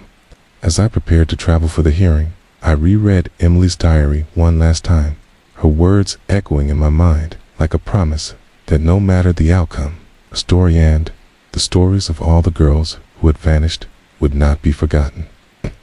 Journey had been long and painful, filled with moments of despair and flashes of hope, but I knew that standing up to the darkness was the only way to honor their memories and build a future where no child would live in fear. The moment the news broke that Michael Reynolds had been identified and was being tracked down, the entire town seemed to hold its breath, caught between hope and fear, as if the very air around us was charged with the weight of years of pain and waiting for so long. The missing girl stories had felt like echoes lost in the wind, whispers from the past that no one dared fully face. But now those whispers were turning into a roar that demanded justice. I found myself overwhelmed by the sudden flood of emotions, relief that a face had been matched to the nameless terror, anger at the years of silence and cover-ups, and a deep sorrow for everything that had been lost and could never be recovered. The community was galvanized. Vigils were planned, families gathered, and support poured in from near and far, all united by a desire to finally close a chapter that had been left open for far too long. As I prepared to travel to the hearing where Reynolds would be arraigned, I spent hours poring over Emily's diary, tracing her last entries with trembling fingers, feeling the weight of her courage and the injustice she had endured. Her words were a beacon, a reminder that no matter how dark the night, light could still find a way through the cracks. Meanwhile, law enforcement coordinated a careful operation to apprehend Reynolds, ensuring that the arrest would be swift and secure to prevent any further harm. The tension was palpable. Every step forward seemed to carry the weight of the past decades, the pain of families who had lived in fear and uncertainty, and the hope for a future where these stories would no longer be silenced. On the day of the hearing, the courthouse was packed with journalists, supporters, and those who had lost loved ones, all waiting to see justice begin to take shape. The moment Reynolds was brought before the judge, the room was heavy with emotion. Some faces were hardened by years of pain, others tear-streaked but resolute.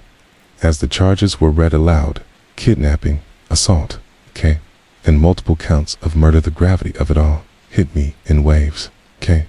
And I clutched Emily's diary tightly, feeling her presence beside me. The trial that followed was long and arduous, filled with testimonies that painted a chilling portrait of Reynolds' crimes and a network that had enabled him. Survivors bravely recounted their experiences, and experts testified about the evidence painstakingly collected. It was painful to listen, but it was also a testament to resilience and the unyielding pursuit of truth. Throughout the process, I remained focused on telling Emily's story fully, sharing her diary and the journey we had taken together to bring light to the darkest corners. Her voice echoed in every courtroom and community meeting, a reminder that behind every case number was a human life, a story worth fighting for. Outside the courtroom, the town slowly began to heal. Memorials were established in honor of the missing girls. Support groups flourished, and initiatives to protect children and improve law enforcement procedures gained momentum. It was a painful rebirth, but it was also a promise that the mistakes of the past would not be repeated. Still, even as justice moved forward, the scars remained, and I often found myself haunted by what might have been, by the moments lost and the lives forever changed. Emily's diary had saved her story, but it could not undo the pain. It became clear to me that telling this story was more than a quest for justice. It was a commitment to remembering, honoring, and ensuring that no one would ever forget. Journey had changed me irrevocably, but it had also given me purpose, to be a voice for those who could no longer speak and a witness to the resilience of the human spirit, even in the face of unimaginable darkness. The days following Michael Reynolds' arrest were a whirlwind of emotions and relentless activity, as the town struggled to process the shocking reality that a man who had haunted their darkest nightmares was finally behind bars. Yet, the shadows he cast remained long and deep, touching every corner of our community and every heart that had been broken by his crimes. From the moment the news broke, I felt a heavy mix of relief and grief, knowing that while justice was beginning to take hold, the scars left by his actions would never fully heal, and the lives shattered would carry the weight of loss for years to come. The courtroom became a stage where the past was laid bare in painstaking detail, and I found myself sitting among families, survivors, and advocates, listening to testimonies that painted a picture so harrowing it was almost unbearable, yet necessary because the truth demanded to be heard. Witness after witness came forward, their voices trembling but strong, recounting moments of terror, loss, and resilience, refusing to let their stories be swallowed by silence. Emily's diary, now a key piece of evidence, was referenced repeatedly, silent testament to her courage, a voice that transcended time to demand recognition and justice. Outside the courthouse, the community rallied in solidarity, holding vigils and organizing events to support survivors and families affected by the long history of violence and neglect. The media coverage brought widespread attention to the case, sparking conversations about systemic failures in law enforcement, the importance of community vigilance, and the urgent need for reform in how missing persons cases are handled. As I spoke at these events, sharing Emily's story and the journey we had undertaken, I was struck by the strength and compassion of those around me, people who refused to let despair define us, who instead chose to channel their pain into action. The trial stretched on for months, each day revealing more about the extent of Reynolds' crimes and the network of complicity that had allowed him to operate unchecked. The prosecution detailed chilling evidence from forensic analyses, too, witness accounts that left little doubt of his guilt. Yet, the defense fought fiercely, attempting to sow doubt and delay justice. Throughout it all, I kept Emily's diary close, reading her words silently during breaks, drawing strength from the knowledge that her bravery had paved the way for this reckoning. The weight of the past hung heavy in the courtroom, and I felt the presence of every girl who had been lost, their memories urging us forward. As the verdict approached, tension gripped the community. Families gathered in support, hoping for closure, but fearing the pain that truth might bring. When the guilty verdict was finally announced, tears of relief and sorrow mingled freely. Justice, though delayed, had been served. Yet, even in that moment of victory, I knew that the fight was not over. The healing would take time, and the work to prevent such tragedies from recurring had only just begun. I committed myself to that work, partnering with organizations dedicated to supporting victims, educating communities, and advocating for systemic change. Emily's diary remained a guiding light, a reminder that stories matter, that voices must be heard, and that even in the darkest times, hope can prevail. As I reflected on this journey, I understood that telling Emily's story was more than a personal mission. It was a call to all of us to face uncomfortable truths, to hold those in power accountable, and to protect the vulnerable among us. The road ahead was long, but with every step, I carried Emily's courage with me, determined to ensure that no child would ever suffer in silence again. The final chapter of this long and painful journey began with a mix of emotions that I could barely name: relief that justice had been served, sorrow for the lives forever changed, and a fierce determination to ensure that Emily's story and the stories of all the missing girls would never be forgotten or ignored again. The courtroom drama had finally come to a close, with Michael Reynolds sentenced to life without parole. But the ripples of his crimes would continue to affect the community for years, as families tried to heal from wounds that had long been left open, and as the town grappled with a legacy of silence and fear that had allowed such darkness to thrive unchecked. In the weeks that followed, I found myself returning often to Emily's diary, the pages now worn and fragile, but still pulsing with the strength and bravery of a young girl who had refused to be erased by evil. Her words, a constant reminder of the power of truth and the importance of remembrance. At community events, I shared her story, not just as a tale of horror, but as a call to action, a plea to listen to the voices of the vulnerable, to demand accountability from those in power, and to create systems that protect rather than neglect.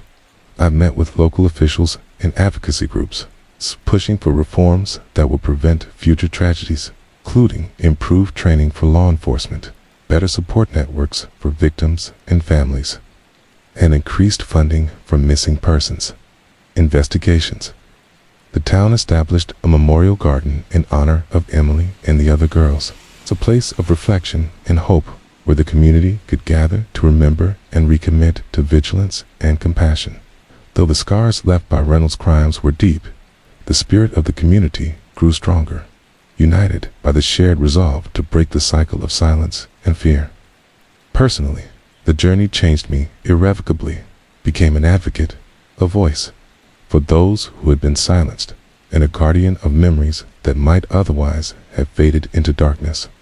I often reflected on the strange twist of fate that had brought Emily's diary into my hands, turning me from a relative who barely knew her into a keeper of her story and a seeker of justice.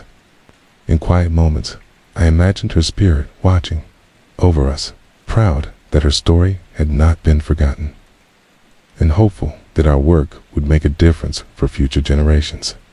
Though the past was filled with pain, the future held promise, and I was determined to walk forward, carrying the lessons learned, honoring the courage of those who suffered, and lighting a path out of darkness for those still lost. Emily's diary was no longer just a book hidden in a wallet, was a beacon, a legacy, and a testament to the power of one voice to change the world. As the sun set over the town that had been scarred but not broken, I felt a quiet peace settle within me, knowing that while the journey had been long and painful, the story had been told, the truth revealed, the promise of justice kept. And with that, I vowed to continue sharing this story, to keep Emily's memory alive, and to stand as a guardian for all those who cannot speak for themselves. The journey didn't end with the courtroom's final gavel. It was only the beginning of a new chapter in which healing, remembrance, and vigilance took center stage. And I found myself deeply involved in initiatives designed to support victims and their families, working closely with local organizations to develop programs that offered counseling, legal aid, and community outreach. These efforts were aimed not just at addressing the wounds left behind, but also at preventing future tragedies by educating the public, training law enforcement, and fostering a culture of awareness and care that could no longer tolerate silence or neglect. Through speaking engagements, interviews, and community forums, I shared Emily's story widely, emphasizing how her diary had been a lifeline, a message from the past urging us all to listen more carefully to the stories of those around you, as stories that too often go unheard until it's too late. Alongside other advocates and survivors, we pushed for legislative reforms, pressing lawmakers to allocate more resources to missing persons investigations, establish clearer protocols for early response, and improve interagency cooperation that had been sorely lacking in Emily's case. One of the most moving moments came when the town inaugurated the memorial garden dedicated to Emily and all the missing girls. A peaceful sanctuary filled with flowers, benches, and plaques inscribed with names and stories, a tangible symbol of remembrance and resilience that offered families a place to grieve, reflect, and gather strength. In quieter moments, reflected on how Emily's diary had transformed from a hidden relic into a powerful tool for change, connecting people across generations and communities who shared a commitment to ending cycles of violence and neglect. Despite the progress made, I was always aware of the fragility of justice and the need to remain vigilant, knowing that complacency could allow darkness to return.